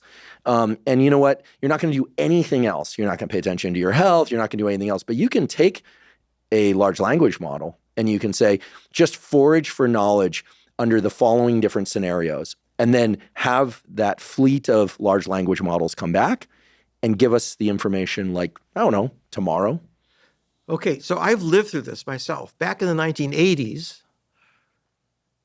I was just starting my career, and I was one of the pioneers in developing learning algorithms for neural network models. Jeff Hinton and I collaborated together on something called the Basal machine, and he actually won a Nobel Prize for this recently. Yeah, just this year. Yeah, he's one of my best friends. Brilliant, and he did that, well deserved it for not just the Basal machine, but all the work he's done since then on machine learning and then backpropagation and so forth. But back then, Jeff and I had this view of the future. AI was dominated by symbol processing, rules, logic, right? Writing computer programs. For every problem, you need a different computer program. And it was very, human resource intensive to write programs, so that it was very, very slow going. And they never actually got there. They never wrote a program for vision, for example, even though the computer vision community really worked hard for a long time. But, we had this view of the future. We had this view that the nature had solved these problems. And there's existence proof that you can solve the vision problem. Look, every animal can see, even insects, right? Come on. Let's figure out how they did it. Maybe we can help by following up on nature. We can actually, again, going back to algorithms, I was telling you. Mm-hmm. And so in the case of the brain, what makes it different from a digital computers basically can run any program, but a fly brain, for example, only runs the program that its special purpose hardware allows it to run. Not much neuroplasticity. there's enough there, just enough, habituation and so forth, so that you can survive. And this is survive 24 hours. I'm not trying to be disparaging to the fly biologists, but when I think of neuroplasticity, I think of the magnificent neuroplasticity of the human brain to customize to a world of experience. I agree. But when I think about a fly, I think about a really cool set of neural circuits that work really well to avoid getting swatted, to eating, and to reproducing, and not a whole lot else. They don't really build technology. They might have interesting relationships, but who knows, who cares? It's just sort of like, it's not that it doesn't matter. It's just a question of the lack of plasticity makes them kind of a meh species. Okay, I can see I've pressed your button here. No. I love fly biology. They taught us about algorithms for direction selectivity in the visual system. Okay. I love the Drosophila biology. I just think that the lack of neuroplasticity, it reveals a certain key limitation. And the reason we're the curators of the earth is because we have so much plasticity. Of course. But you have to, one step at a time. Nature first has to be able to create creatures that can survive, and then their brains get bigger as the environment gets more complex, and here we are. But the key is that it turns out that certain algorithms in the fly brain are present in our brain, like conditioning, classical conditioning. You can classical condition a fly in terms of training it to when you give it a reward, it will produce the same action. Right? This is like conditioned behavior. And that algorithm that I told you about, that is in your value function, right? Temporal difference learning. That algorithm is in the fly brain. It's in your brain. So we can learn about learning from many species. I was just having a little fun poking at the fly biologist. I actually think Drosophila has done a great deal, as has honeybee biology. For instance, if you give caffeine to bees on particular flowers, they'll actually try and pollinate those flowers more because they actually like the feeling of being caffeinated. There's a bad pun about a buzz here, but I'm not going to make that pun because everyone's done it before. Right. No, I fully absorb and agree with the value of studying more simpler organisms to find the algorithms. Right. That's where we are right now. But now to go into the future now, I'm telling the story about what we were. We were predicting the future. We were saying this is an alternative to traditional AI. We were not taken seriously. Everybody experts said, no, write programs. They were getting all the resources, the grants, the jobs. And we were just like the little furry mammals under the feet of these dinosaurs, right? In retrospect. I love the analogy. But here's the dinosaurs died off. But the point I'm making is that it's possible for our brain to make these extrapolations into the future. Why not AI versions of brains? Why not? I think your idea is a great one. Yeah, I mean, the reason I'm excited about AI, and increasingly so across the course of this conversation, is because there are very few opportunities to forage information at such large scale and around the circadian clock. I mean, if there's one thing that we are truly a slave to as humans, is the circadian biology. Right. You got to sleep sooner or later. And even if you don't, your cognition really waxes and wanes across the circadian cycle. And if you don't, you're going to die early. We know this. Computers can work. Sure, you got to power them. There's the cooling thing. There are a bunch of things related to that, but that's tractable. So computers can work. And the idea that they can provide a portal into the future and that they can just bring it back so we can take a look-see. I'm not saying we have to implement their advice, but to be able to send a panel of diverse, computationally diverse, experientially diverse AI experts into the future and bring us back a panel of potential routes to take, to me is so exciting. Maybe a good example would be like treatments for schizophrenia. This is an area that I want to make certain that we talk about. I grew up learning as a neuroscience student that schizophrenia was somehow a disruption of the dopamine system, because if you give neuroleptic drugs that block dopamine receptors, that you get some improvement in the motor symptoms and some of the hallucinations, et cetera. You now also have people who say no, that's not really the basis of schizophrenia. I'd love your thoughts. And you have incredible work from people like Chris Palmer at Harvard, and we even have a department at Stanford now we even have people at Stanford now focusing on what Chris really founded as a field, which is metabolic psychiatry, the idea that who could imagine, I'm being sarcastic here, what you eat impacts your mitochondria, how you exercise impacts your mitochondria impacts brain function, and woe and behold, metabolic health of the brain and body impacts schizophrenia symptoms. And he's looked at ways that people can use ketogenic diet, maybe not to cure, but to treat, and in some cases, maybe even cure schizophrenia. So here we are at this place where we still don't have a quote unquote cure for schizophrenia, but you could send LLMs into the future and start to forage the most likely, all of the data in those fields, probably could do that in an hour, plus come up with a bunch of hypothesized different positive and negative result clinical trials that don't even exist yet. 10,000 subjects in Scandinavia who go on ketogenic diet, who have a certain level of susceptibility to schizophrenia based on what we know from twin studies, things that never, ever, ever would be possible to do in an afternoon, maybe even in a year. There isn't funding, and boom, get the answers back and let them present us those answers. And then you say, well, it's artificial. But so are human brains coming up with these experiments. So to me, I'm starting to realize that it's not that we have to implement everything that AI tells us or offers us, but it sure as hell gives us a great window into what might be happening or is likely to happen.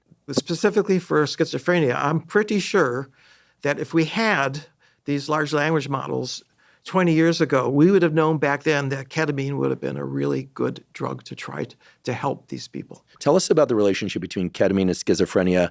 Okay.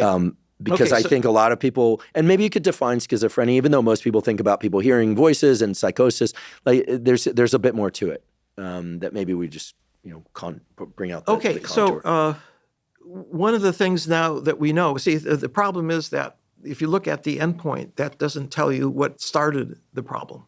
It started early in development. Schizophrenia is something that appears when, late adolescence, early adulthood, but it actually is already a problem, genetic problem from the get-go. So what is the concordance in identical twins? Meaning if you have one identical twin, if you have identical twins in the womb, and one is destined to be full-blown schizophrenic, what's the probability the other will be? So here's the experiment. Okay, this is very, very been replicated many, many times, in mice, I should say. Oh, no, actually, okay, let me start with the human. Okay. So ketamine was for a long time, and it still is, a party drug, Special K. I've never taken it, but this is what I hear. Yeah. I don't know. It's a dissociative anesthetic, right? But I'll tell you what happens, because I've talked to these people who have done this. You take ketamine, sub-anesthetic. By the way, it's an anesthetic. It's given to children. It's a pretty good anesthetic, and it's also used in veterinary medicine. But in any case, you give it to, you take young adults. Here's what they experience. They experience out-of-body experience. They have this wonderful feeling of energy, and they're very, it's a high, but it's a very unusual high.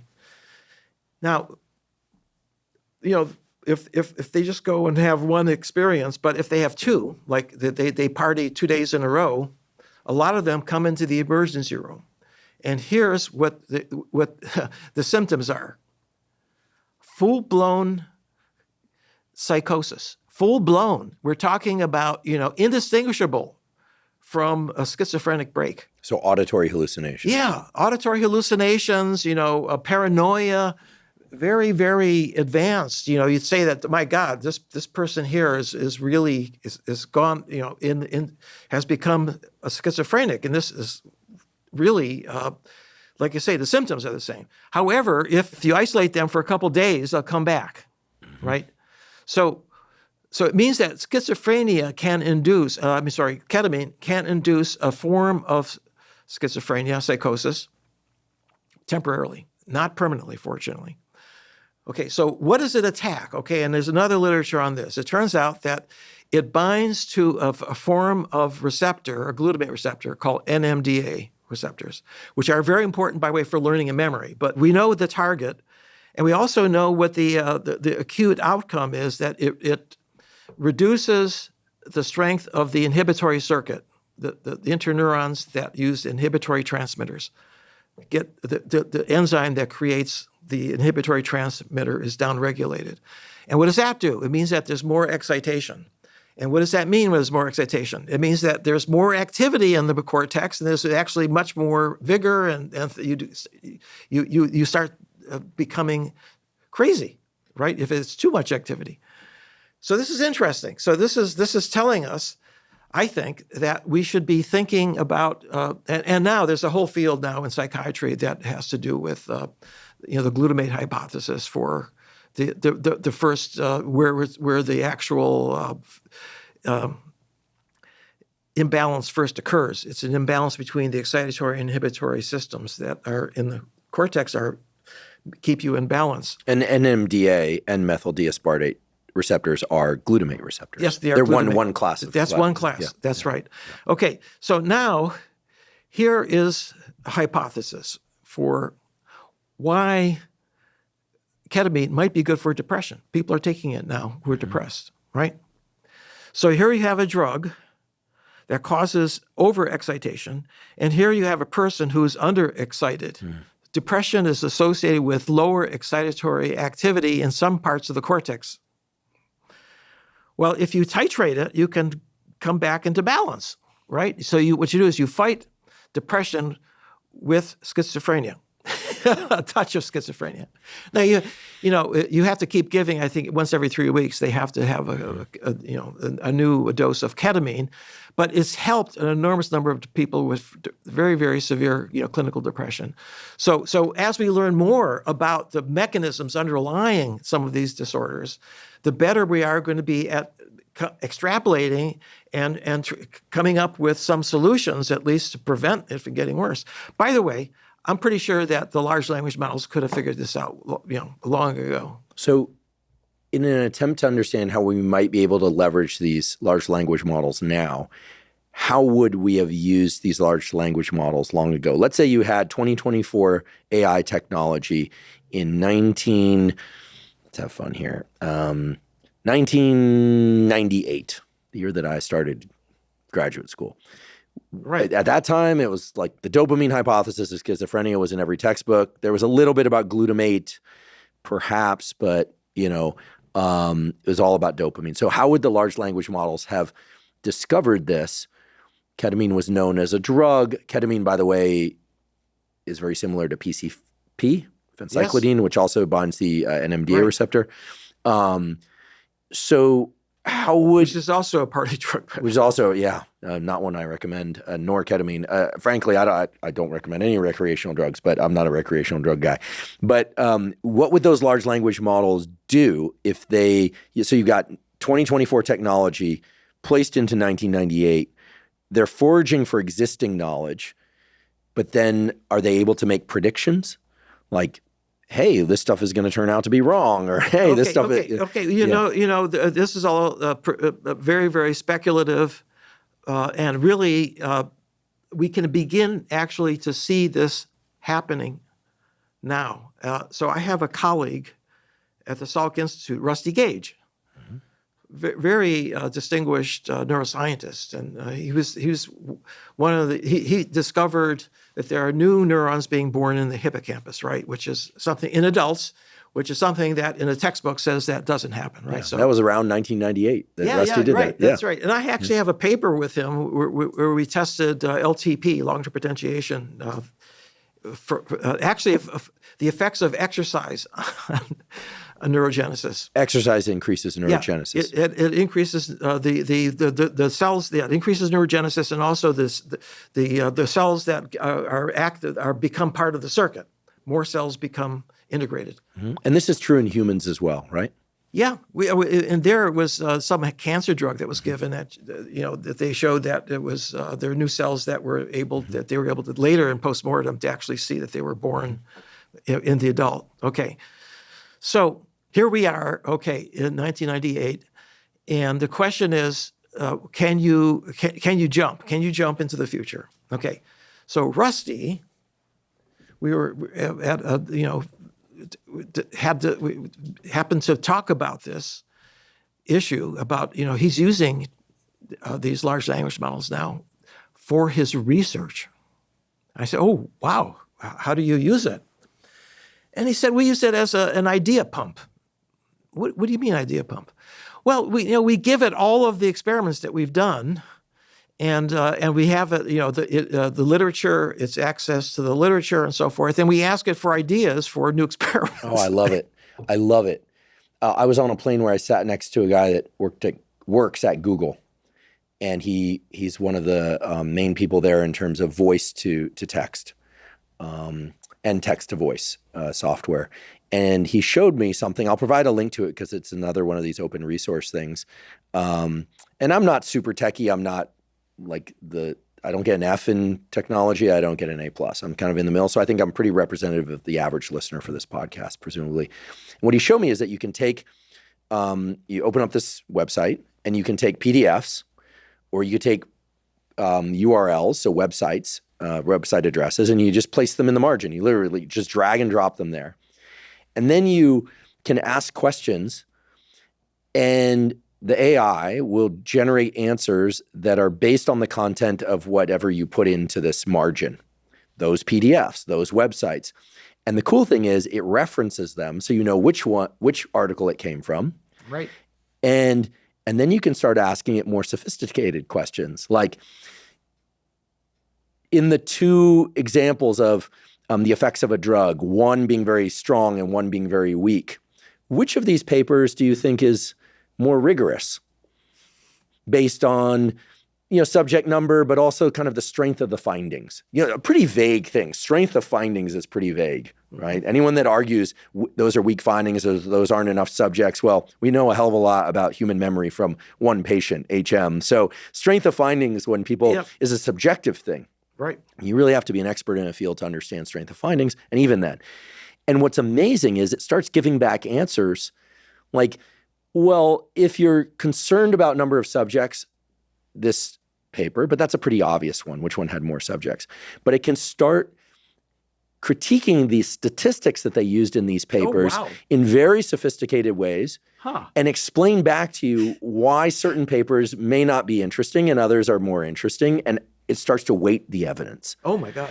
And then you say, well, with that weighted evidence, can you hypothesize what would happen if? And so I've done a little bit of this where it starts trying to predict the future based on, 10 papers that you gave it 5 minutes ago. Amazing. I don't think any professor could do that except in their very specific area of interest. And if they were already familiar with the papers, and it would take them many hours, if not days, to read all those papers in detail. And they might not actually come up with the same answers, right? Right. Yeah. So this is something that is happening in medicine, by the way, for doctors who are using AI as an assistant. This is really interesting. So, and this is dermatology. It was a paper in Nature. Skin lesions. There's 2,000 skin lesions. And some of them are cancerous, and others are benign. Mm-hmm.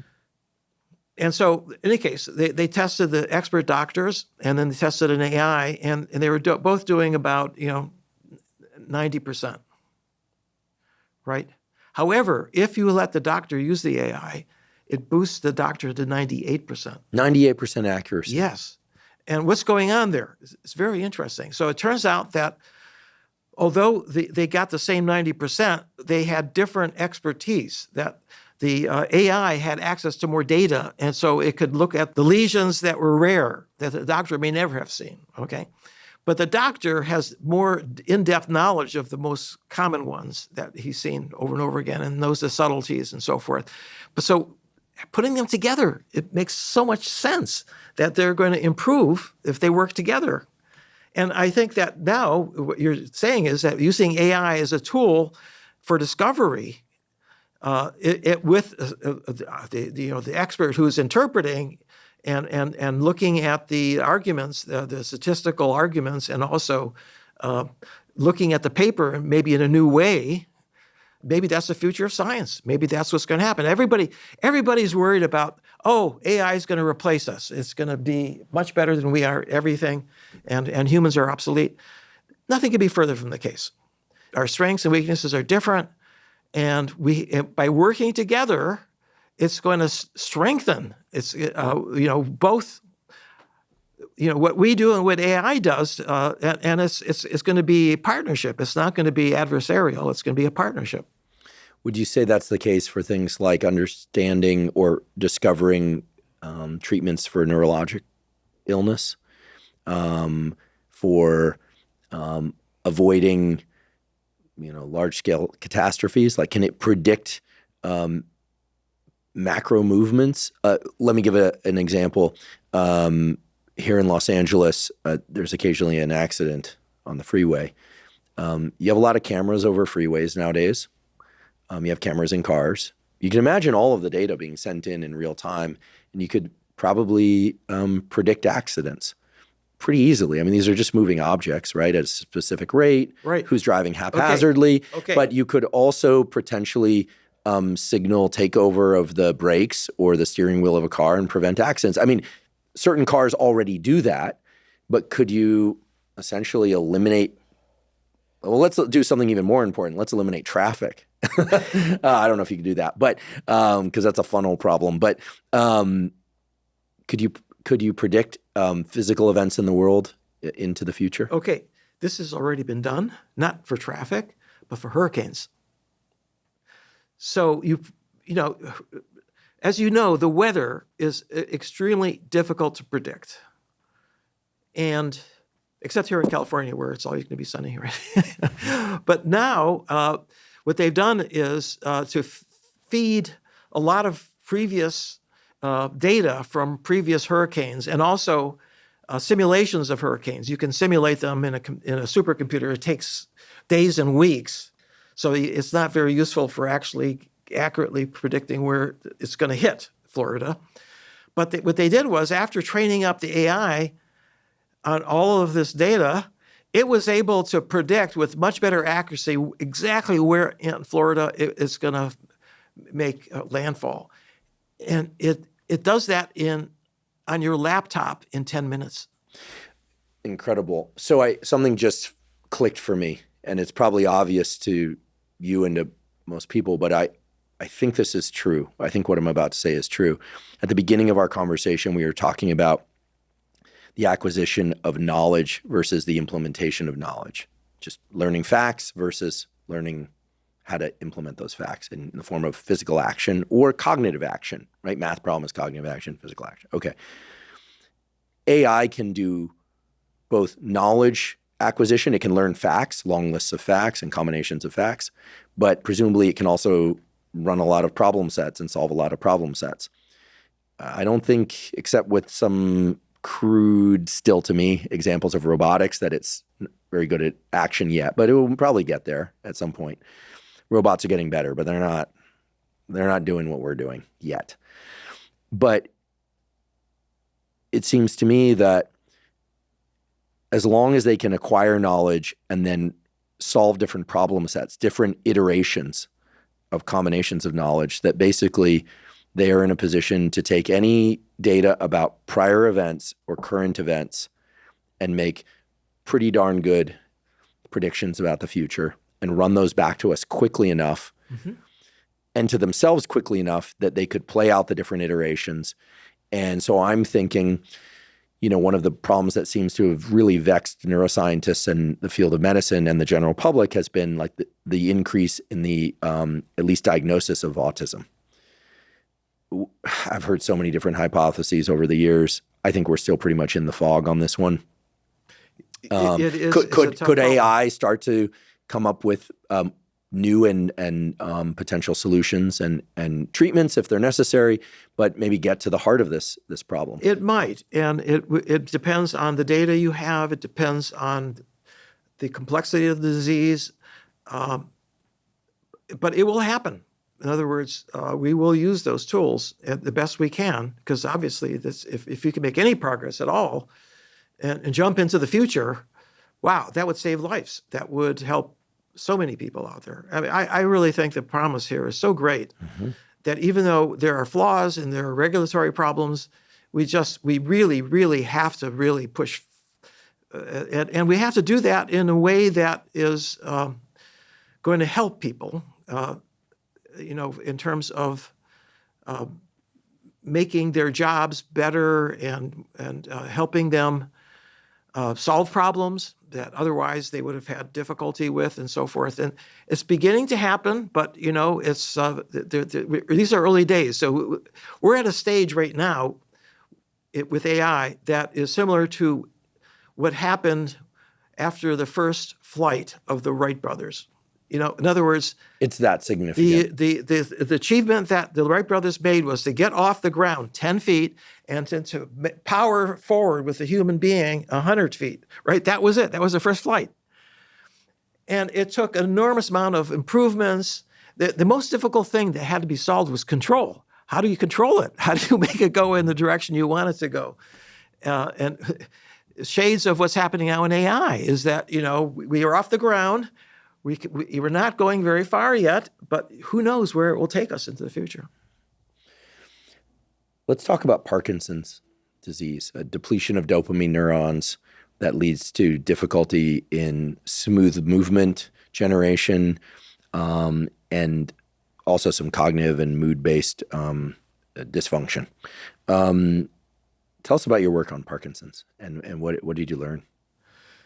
So, as you point out, Parkinson's is first a degenerative disease. It's very interesting because the dopamine cells are a particular part of the brain, the brainstem, and they are the ones that are responsible for procedural learning. I told you before about temporal difference. It's dopamine cells. And it's a very powerful way it's a global signal. It's called a neuromodulator because it modulates all the other signals taking place, throughout the cortex. And also, it's very important for learning sequences of actions, that produce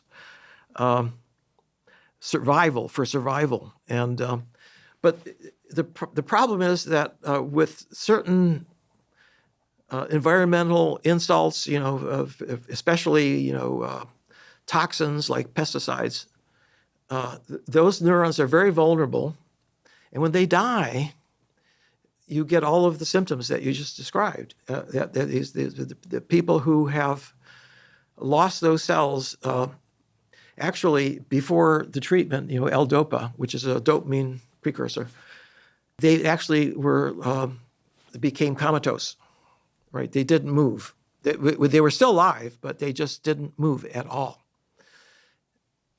It's tragic. It's locked in. It's called. Yeah, it's tragic. So when the first trials of L-DOPA were given to them, it was magical because suddenly they started talking again. So this is amazing. I'm curious, when they started talking again, did they report that their brain state during the locked-in phase was slow velocity? Like, was it sort of like a dreamlike state, or they felt like they were in a nap, or were they in there like screaming to get out? Because their physical velocity obviously was zero. They're locked in after all. And I've long wondered, when coming back from a run or from waking up from a great night's sleep, when I shift into my waking state, whether or not physical velocity and cognitive velocity are linked. Okay, that's a wonderful observation or a question. I'll bet you know the answer. Okay, here's something that is really amazing. It was discovered interestingly when they tend to move slowly, as you said, but to them cognitively they think they're moving fast. Now, it's not because they can't move fast, because you can say, well, can you move faster? Sure. And they move normal, right? But to them, they think they're moving at super velocities. So it's a set point issue. So it's a set point issue. Yes, it's all about set points. That's what's really going on. And as the set point gets further and further down, that now they without moving at all, they think they're moving, right? This is what's going on. By the way, you can ask them, what was it like? We were talking to you and you didn't respond. Oh, I didn't feel like it. The brain confabulates an answer. They have, well, they confabulated it because they didn't have enough energy, or they couldn't initiate. They couldn't initiate actions. Mm-hmm. that's one of the things that they have trouble with movements, starting a movement. Yeah, as you can tell, I'm fascinated by this notion of cognitive velocity. And again, there may be a better or more accurate or official language for it, but I feel like it encompasses so much of what we try to do when we learn, and the fact that during sleep you have these very vivid dreams during rapid eye movement sleep. So cognitive velocity is very fast. Time perception is different than in slow wave sleep dreams. Right. And I really think there's something to it as a at least one metric that relates to brain state. Yes. I've long thought that we know so much more about brain states during sleep than we do about wakeful brain states. Right. Like we talk about focus, motivated, flow. I mean, these are not scientific terms. I'm not being disparaging of them. They're pretty much all we've got until we come up with something better. But like we're biologists and neuroscientists and computational neuroscientists in your case, and we're like trying to figure out like what brain state are we in right now. Our cognitive velocity is a certain value, but I think the more that people think about this, I'll venture to say that the more that they think a little bit about their cognitive velocity at different times of day, start to notice that tends to be a few times of day. For me, it tends to be early to late mid-morning, and then again in the evening after a little bit of trough in energy. That hour and a half each, like that's the time to get real work done. Because I can mentally sprint far at those times. Right. But there are other times of day when Molasses. I don't care how much caffeine I drink. I don't care unless it's a stressful event that I need to meet the demands of that stress. I just can't. I can't get to that faster pace while I'm also engaging. You can read faster, you can listen, but you're not using the information. You're not storing the information. That's right. What times of day for you are? No, I get most done in the morning, and then you're right. Later after dinner is also different though. I think in the morning I'm better at creative stuff, and then I think that in the evening I'm better at actually just cranking it out. Interesting. Given the relationship between body temperature and circadian rhythm, I would like to run an experiment that relates core body temperature to cognitive velocity. I've actually noticed, this is something that is just purely subjective, but the temperature at the Salk inside the building is kept 75. It's like, it's rock solid. But in the afternoon, I feel a little chilly. Mm-hmm. It's probably my, internal. Mm-hmm. Sure. Body temperature. Body temperature.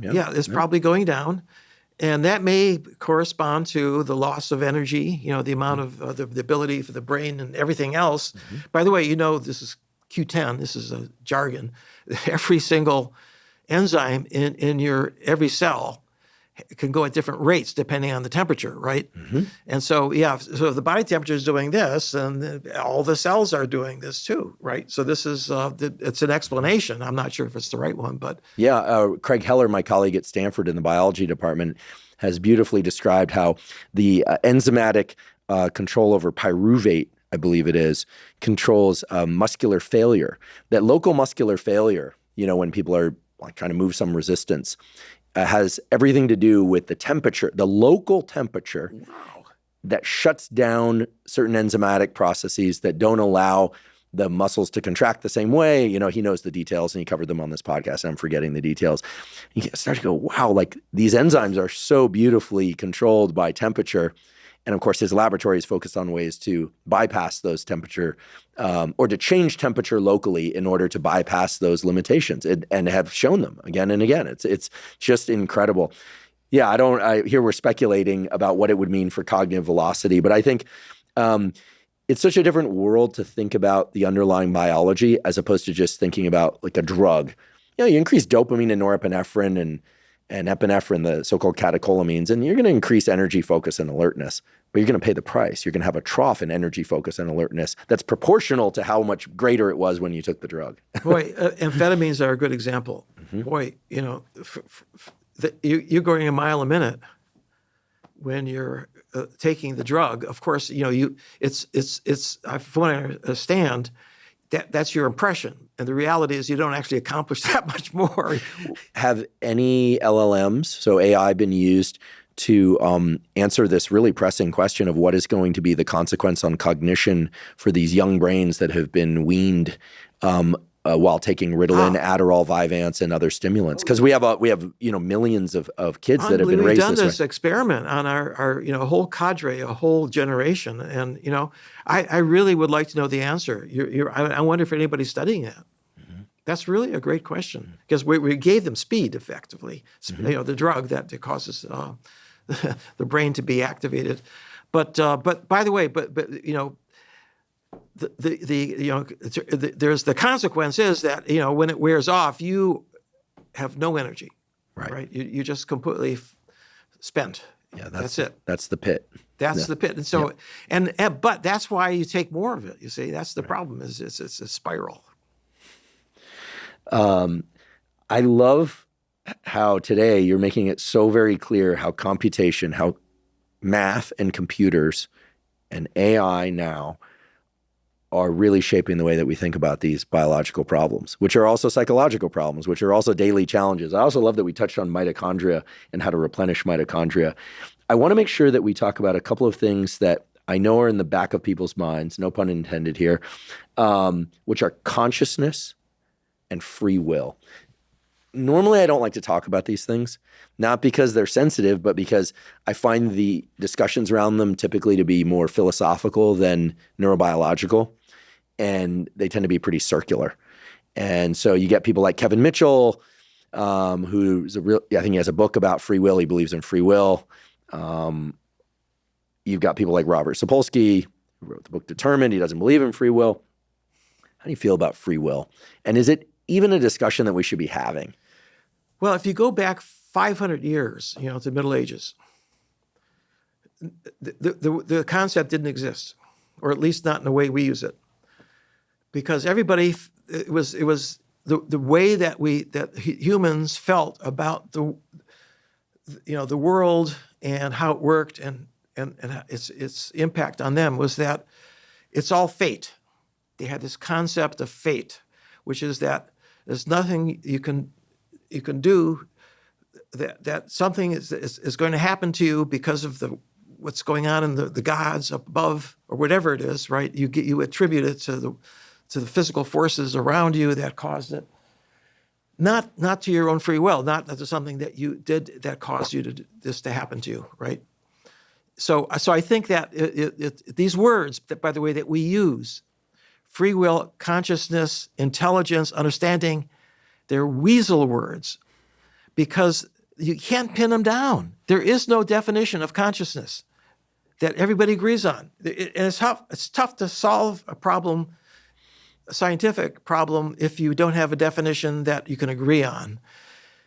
And there's this big controversy about whether these large language models understand language or not, right? The way we do. And what it really is revealing is we don't understand what understanding is. We don't have a really good argument or a measure, that you can measure someone's understanding and then apply it to ChatGPT and see whether it's the same. It probably isn't exactly the same, but maybe there's some continuum here we're talking about, right? The way I look at it, it's as if an alien suddenly landed on Earth and started talking to us in English, right? And the only thing we could be sure of it was that it's not human. Right? I met some people that I wondered about their terrestrial origins. Okay.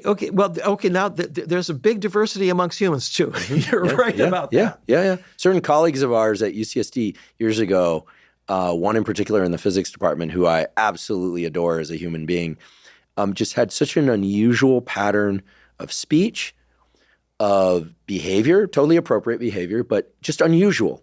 In the middle of a faculty meeting, would just kind of turn to me and start talking while the other person was presenting. And I was like, maybe not now. And he would say, oh, okay. But in any other domain, you'd say he was very socially adept. And so, there's certain people that just kind of discard with convention. And you kind of wonder, like, is he an alien? It's kind of cool in a cool way. Like, he's one of my, again, a friend and somebody I really delight in. It's true. It's true. Not everybody has adopted the same social conventions. It could be a touch of autism. Mm-hmm. That's a problem. In other words, there are very high functioning autistic people out there. Mm-hmm. Well, he's brilliant. And often they are, there are high people who are brilliant with autism. But Could you build an LLM that was more on one end of the spectrum versus the other to see what kind of information they forage for? I reviewed a paper. It seems like it would be a really important thing to do. It's been done. Okay, there was a paper that I reviewed where they took the LLM and they fine-tuned it with different data from people with different disorders, the autism and so forth. And sociopaths, That's scary. But you want to know the answer. No, yeah. and they got these LLMs to behave just like those people who have these disorders. You can get them to behave that way, yes. Could you do political leaning and values? I haven't seen that, but it's pretty clear that, to me at least, that if you can do sociopathy, you can probably do any political belief, But you could also view all this as, you could take benevolent tracks. You could also say hyper creative, sensitive to emotional tone of voices, and find out what kind of information that person brings. That LLM brings back versus somebody who is very oriented towards just the content of people's words as opposed to what because among people you find this. If you've ever left a party with a significant other, and sometimes someone will say, I've had this experience with, like, did you see that interaction between so-and-so? I'm like, no, what are you talking about? Like, did you hear that? I'm like, no, not at all. I heard the words, but I did not pick up on what you were picking up on. Right. And it was clear that there's two very different experiences of the same content based purely on a difference in interpretation of the tonality. Okay.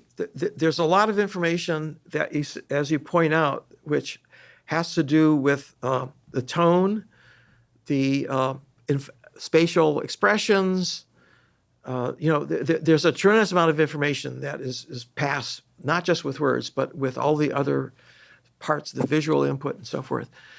And some people are good at picking that up and others are not. There's a tremendous variability between individuals. And, that's biology is all about diversity. Mm-hmm. And it's all about, needing a gene pool that's very diverse so that you can evolve and survive catastrophic changes that occur in a climate, for example. But wouldn't it be wonderful if we could create an LLM that could understand what those differences are? Now, just think about it, right? Like a truly diverse LLM that integrated all those differences. Yeah, but here's what you'd have to do. What you'd have to do is to train it up on data from a bunch of individuals, human individuals. Now, one of the things about these LLMs is that they don't have a single persona. They can adopt any persona.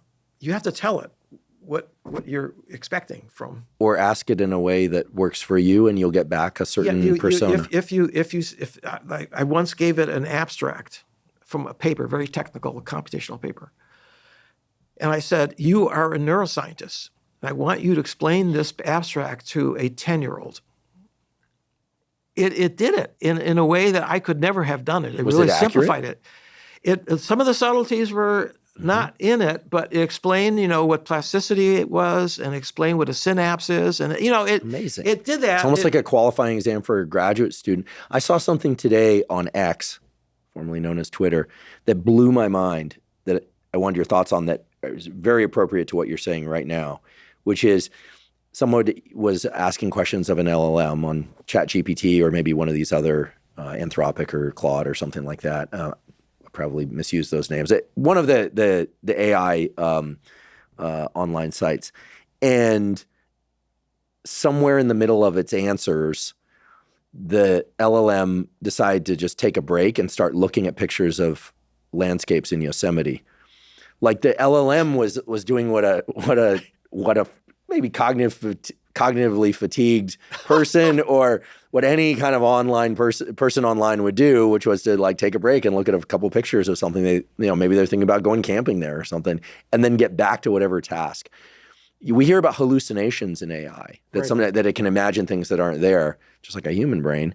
But that blew my mind. I haven't encountered that, but isn't it fascinating? That's a sign of a real generative internal model. If it's here's the thing that the thing that most distinguishes, I think, an LLM from a human is that if you go into a quiet room, and just sit there without any sensory stimulation, your brain keeps thinking. Right? In other words, you think about what you want to do, planning ahead or something that happened to you during the day, right? Your brain is always generating internally. After talking to you, one of these large language models just goes blank. Mm-hmm. There is no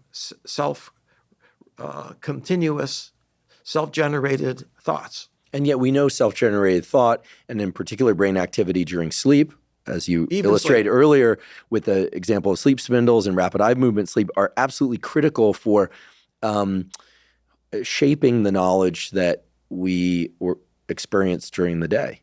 So, yes. So these LLMs are not quite where we are at yet. I mean, they can outperform us in certain things like Go, but how soon will we have LLMs, AI that is, with self-generated internal activity? We're getting closer. And so this is something I'm working on myself, actually, trying to understand how that's done in our own brains, was generating continual brain activity that leads to planning and things. That we don't know what the answer to that is yet in neuroscience.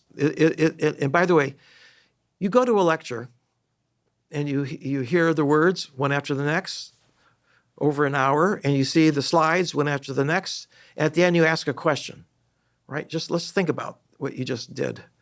Somehow you're able to integrate all that information over the hour and then use your long-term memory then to come up with some insight or some issue that you want. How did your brain remember all that information? Working memory, traditional working memory that neuroscientists study is only for a few seconds, like or maybe a telephone number or something. But we're talking about long-term working memory. We don't understand how that is done. And LLMs, actually, large language models, can do something. It's called in-context learning. And it was a great surprise because there is no plasticity. The thing learns at the beginning, you train it up on data, and then all it does after that is to inference, fast loop of activity, one word after the next, right? That's what happens with no learning. But it's been noticed that as you continue your dialogue, it seems to get better at things. How could that be? How could it be in context learning, even though there's no plasticity? That's a mystery. We don't know the answer to that question yet.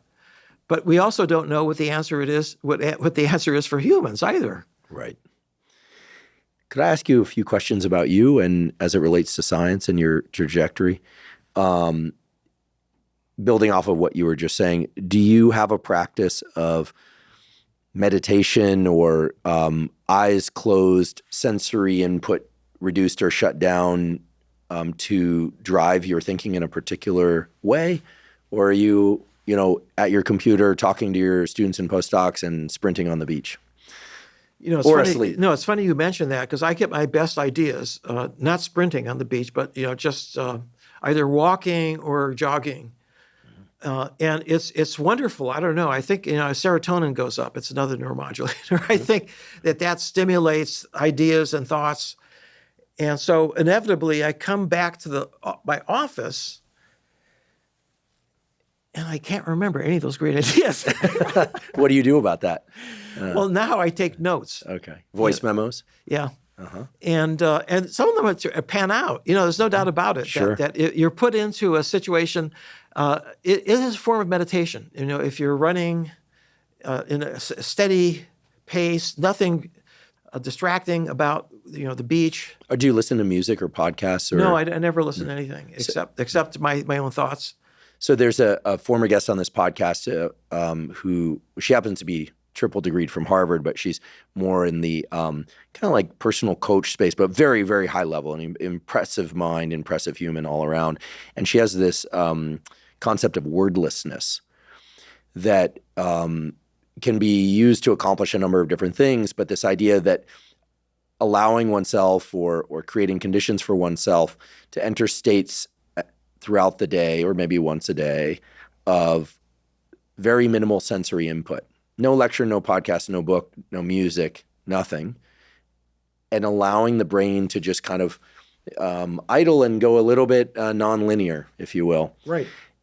Where we're not constructing thoughts or paying attention to anyone else's thoughts through those media venues in any kind of structured way as a source of great ideas and creativity. It's been studied. Psychologists call it mind wandering. Mind wandering. Yeah, it is a significant literature, and it's often when you have an aha moment when your mind is wandering and it's thinking non-linearly in the sense of not following a sequence that is logical, hopping from thing to thing. Often that's when you get a great idea. With just letting your mind wander. Yeah, and that happens to me. I wonder whether social media and just texting and phones in general have eliminated a lot of the, walks to the car after work where one would normally not be on a call or in communication with anyone or anything. I used to do experiments where I was, like pipetting and running immunohistochemistry, and it was very relaxing. And I could think while I was doing because I knew the procedures. And then, you had to pay attention to certain things, write them down. But I would often feel like, wow, I'm both working and relaxing and thinking of things. And then I would listen to music sometimes. Okay, so we have a whole session, a clip in Learning How to Learn about exactly this phenomenon. Here's what we tell our students, right? Is that, if you're having trouble with some concept or, you don't understand something, you're beating your head against the wall, don't stop. Just go off and do something. Go off and clean the dishes. Go off and, walk around the block. And inevitably what happens is when you come back, your mind is clear and you figure out what to do. And that's one of the best pieces of advice that anybody could get because nobody has told us how the brain works, right? Some people are really good at intuiting because they've experienced maybe, but everybody the other thing is everybody I know who's really made important contributions, and I'll bet you're one of them. You're struggling with some problem at night and you go to bed and you wake up in the morning, that's the solution. That's what I should do, right? First thing in the morning when I wake up is when I'm almost bombarded with, I wouldn't say insight, and not always meaningful insight, but certainly what was unclear becomes immediately clear on waking. That's right. That's the thing that is so amazing about sleep. And you can see people who know this can count on it. In other words, the key is to think about it before you go to sleep. Right? Your brain works on it during the sleep period, right? And so, don't watch TV because then who knows what your brain's going to work on. Use the time before you fall asleep to think about something that is bothering you, or maybe something that you're trying to understand. Maybe a paper that you read the paper and say, I'm tired. I'm going to go to sleep. You wake up in the morning and say, I know what's going on in that paper. Yeah, that's what happens. You can use once you know something about how the brain works, you can take advantage of that. Do you pay attention to your dreams? Do you record them? No. Okay, so here's the problem. Dreams seem so iconic, and a lot of people, somehow attribute things to them. But there has never been any good theory or any good understanding, first of all, why we dream. It's still not completely clear. I mean, there are some ideas, but why this particular dream? Does that have some significance for you? And the only thing that I know that might explain a little bit is that the dreams are often very visual. Rapid eye movement sleep, so that there's something happening. Actually, it's interesting. All the neuromodulators are downregulated during sleep, and then during REM sleep, the acetylcholine comes up, right? So that's a very powerful neuromodulator. It's important for attention, for example, but it doesn't come up in the prefrontal cortex, which means that the circuits in the prefrontal cortex that are interpreting the sensory input coming in are not turned on. So any of these, whatever happens in your visual cortex is not being monitored anymore. Mm-hmm. So you get bizarre things, that you start floating and, things happen to you and, it's not anchored anymore. And so, but that still doesn't explain why, right? Why you have that period. It's important because if you block it, and there are some sleeping pills that do block it, it really does cause problems with, normal cognitive function. Cannabis as well. People who come off cannabis experience a tremendous REM rebound and lots of dreaming in the the days and weeks and months after cannabis. Wow. I don't want to call it withdrawal because that has a different meaning. No. It's the imbalance that was caused of because the brain adjusted to the endocannabinoid levels. And now it's got to go back, and it takes time. But it's interesting, isn't it interesting? It affects dreams. Yeah. I think that may be a clue. Maybe very common phenomenon. I'm told. I'm not a cannabis user, but no judgment there. I just am not. It's actually a book I read years ago when I was in college, so a long time ago, by Alan Hobson, who was out at Harvard. Oh, yeah, I know him. Yeah. Who oh, cool. So I never met him, but he had this interesting idea that dreams, in particular rapid eye movement dreams, were so very similar to the experience that one has on certain psychedelics, LSD, lysergic acid diethylmide, or psilocybin, and that perhaps dreams are revealing the unconscious mind, and not saying this in any psychological terms, that, when we're asleep, our conscious mind can't control thought and action in the same way, obviously, and it's sort of a recession of the waterline, so we're getting more of the unconscious processing revealed. That's an interesting hypothesis. How would you test it? I'd probably have to put someone in a scanner, have them go to sleep, put them in the scanner on a psilocybin journey, I see. Okay. This kind of thing. That it's tough. I mean, any of these observational studies, of course, we both know are deficient in the sense that what you'd really like to do is control the neural activity. That's right. You'd like to get in there and tickle the neurons over here and see how the brain changes, and you'd love to get real-time subjective report. This is the problem with sleep and dreaming is you can wake people up and ask them what they were just dreaming about, but you can't really know what they're dreaming about in real time. It's true. Yeah, it's true. By the way, there are two kinds of dreams. Very interesting. So if you wake someone up during REM sleep, you get very vivid changing. Dreams they're always different and changing. But if you wake someone up during slow wave sleep, you often get a dream report, but it's a kind of dream that keeps repeating over and over again every night. And it's a very heavy emotional content. Interesting. That's in slow wave sleep. Yeah. Because I've had a few dreams over and over and over throughout my life. So this would be in slow wave sleep. Yeah, probably slow wave sleep, yeah. Fascinating. As a neuroscientist who's computationally oriented, but really you incorporate the biology so well into your work. So that's one of the reasons you're this luminary of your field, and who's also now really excited about AI. What are you most excited about now? Like if you had, and of course this isn't the case, but if you had like 24 more months to just pour yourself into something and then you had to hand the keys to your lab over to someone else, what would you go all in on? Well, so the NIH has something called the Pioneer Award.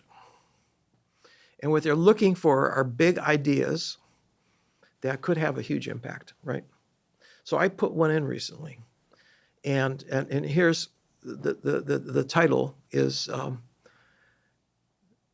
Temporal Context in Brains and Transformers. And in brains and transforms? Transformers. Formers. AI. Right. The key to ChatGPT is the fact there's this new architecture, it's a deep learning architecture, feed-forward network, but it's called a transformer. And it has certain parts in it that are unique. There's one called self-attention. And it's a way of doing what is called temporal context. What it does is it connects words that are far apart. You give it a sequence of words, and it can tell you the association. Like if you use the word this, and then you have to figure out in the last sentence, what did it refer to? Well, there's 3 or 4 nouns it could have referred to, but from context, you can figure out which one it does, and you can learn that association. Could I just play with another example to make sure I understand this correctly? I've seen these word bubble charts. Like if we were to say piano, you'd say keys, you'd say music, you'd say seat, and then it kind of builds out a word cloud of association. Yeah, right. And then over here we'd say, I don't know, I'm thinking about the Salk Institute. I'd say sunset, Stonehenge. Anyone that looks up, there's this phenomenon of Salkhenge. Then you start building out a word cloud over there. Right. These are disparate things, except I've been to a classical music concert at the Salk Institute. Yeah, Symphony of Salk. Twice. So they're not completely non-overlapping. And so you start getting associations at a distance and eventually they bridge together. Is this what you're referring to? Yes. Okay. I think that's an example, but it turns out that every word is ambiguous. It has like 3-4 meanings. And so you have to figure that out from context. And so in other words, there are words that live together. And that come up often. And you can learn that from just by, predicting the next word in a sentence. That's how a transformer is trained. You give it a bunch of words and it keeps predicting the next word in a sentence. Like in my email now, it tries to predict the next word. Exactly. And it's mostly right part of the time. Okay, well, that's because it's a very primitive version of this algorithm. What happened is if you train it up on enough, it not only can it answer the next word, it internally builds up a semantic representation in the same way you describe the words that are related to each other, having associations. It can figure that out, and it has representations inside this very large network with trillions of parameters. Unbelievable how big they're gotten, and those associations now form an internal model of the meaning of the sentence. Literally, it's been. This is something that now we've probed these transformers, and so we pretty much are pretty confident. And that means that it's forming an internal model of the outside world. In this case, a bunch of words. And that's how it's able to actually respond to you in a way that is sensible, that makes sense, and actually is interesting, and so forth. And it's all the self-attention I'm talking about. So in any case, my pioneer proposal is to figure out how does the brain do self-attention, right? It's got to do it somehow. And I'll give you a little hint. Basal ganglia. It's in the basal ganglia. That's my hypothesis. Well, we'll see. I mean, I'll be working with experimental people. I've worked with John Reynolds, for example, who studies primate visual cortex, and we've looked at traveling waves there. And there are other people that have looked at in primates. And these, and so now these traveling waves, I think, are also a part of the puzzle, pieces of the puzzle that are going to give us a much better view of how the cortex is organized and how it interacts with the basal ganglia. We've already been there, but we still, neuroscientists have studied each one of these parts of the brain independently, and now we have to start thinking about putting the pieces of the puzzle together, right? Trying to get all the things that we know about these areas and see how they work together in a computational way. And that's really where I want to go. I love it. And I do hope they decide to fund your Pioneer Award. I do too. Yeah. And should they make the bad decision not to, Maybe we'll figure out another way to get the work done. Certainly you will. Terry, I want to thank you.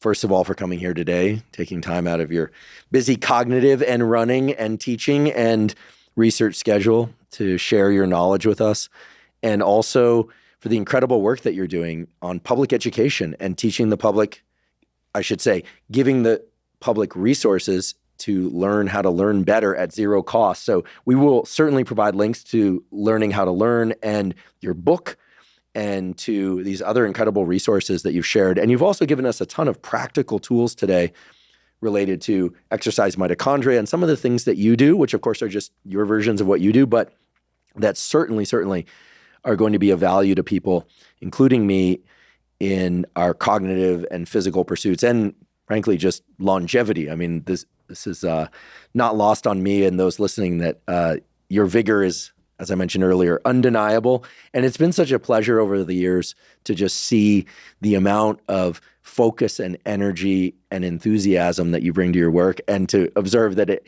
not only hasn't slowed, but you're picking up velocity. So thank you so much for educating us today. I know I speak on behalf of myself and many people listening and watching. This is a real gift, a real incredible experience to learn from you. Wow. So thank you so much. Well, thank you. And I have to say that I've been blessed over the years with wonderful students and wonderful colleagues, and I count you among them, who really I've learned a lot from. Thank you. But we're science is a social activity, and we learn from each other, and we all make mistakes.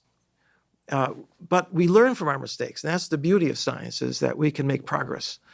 Now, your career has been remarkable too, because you have affected and influenced more people than anybody else I know personally with the knowledge that you are broadcasting through your interviews, but also, just in terms of your interests. Really, I'm really impressed with what you've done, and I want you to keep at it, because we need people like you. We need scientists who can actually express and reach the public. If we don't do that, everything we do is behind closed doors, right? Nothing gets out, and so you're one of the best of the breed in terms of being able to explain things in a clear way that gets through to more people than anybody else I know. Oh, well, thank you. I'm very honored to hear that. It's a labor of love for me, and I'll take those words in, and I really appreciate it. It's an honor and a privilege to sit with you today, and please come back again. I would love to, yeah. All right. Thank you, Terry. You're welcome. Thank you for joining me for today's discussion with Dr. Terry Sejnowski. To find links to his work, the zero-cost online learning portal that he and his colleagues have developed, and to find links to his new book, please see the show note captions. If you're learning from and/or enjoying this podcast, please subscribe to our YouTube channel. That's a terrific zero-cost way to support us. In addition, please follow the podcast on both Spotify and Apple. And on both Spotify and Apple, you can leave us up to a 5-star review. Please check out the sponsors mentioned at the beginning and throughout today's episode. That's the best way to support this podcast. If you have questions or comments about the podcast, or guests or topics that you'd like me to consider for the Huberman Lab podcast, please put those in the comment section on YouTube. I do read all the comments. For those of you that haven't heard, I have a new book coming out. It's my very first book. It's entitled Protocols, an Operating Manual for the Human Body. This is a book that I've been working on for more than 5 years, and that's based on more than 30 years of research and experience. And it covers protocols for everything from sleep to exercise to stress control, protocols related to focus and motivation. And of course, I provide the scientific substantiation for the protocols that are included. The book is now available by pre-sale at protocolsbook.com. There you can find links to various vendors. You can pick the one that you like best. Again, the book is called Protocols, an Operating Manual for the Human Body. If you're not already following me on social media, I am Huberman Lab on all social media platforms. So that's Instagram, X, formerly known as Twitter, Threads, Facebook, and LinkedIn. And on all those platforms, I discuss science and science-related tools, some of which overlaps with the content of the Huberman Lab podcast, but much of which is distinct from the content on the Huberman Lab podcast. Again, that's Huberman Lab on all social media platforms. If you haven't already subscribed to our Neural Network newsletter is a zero-cost monthly newsletter that includes podcast summaries as well as protocols in the form of brief 1 to 3 page PDFs. Those 1 to 3 page PDFs cover things like deliberate heat exposure, deliberate cold exposure. We have a foundational fitness protocol. We also have protocols for optimizing your sleep, dopamine, and much more. Again, all available, completely zero cost. Simply go to hubermanlab.com, go to the menu tab, scroll down to newsletter, and provide your email. We do not share your email with anybody. Thank you once again for joining me for today's discussion with Dr. Terry Sejnowski. And last, but certainly not least, thank you for your interest in science.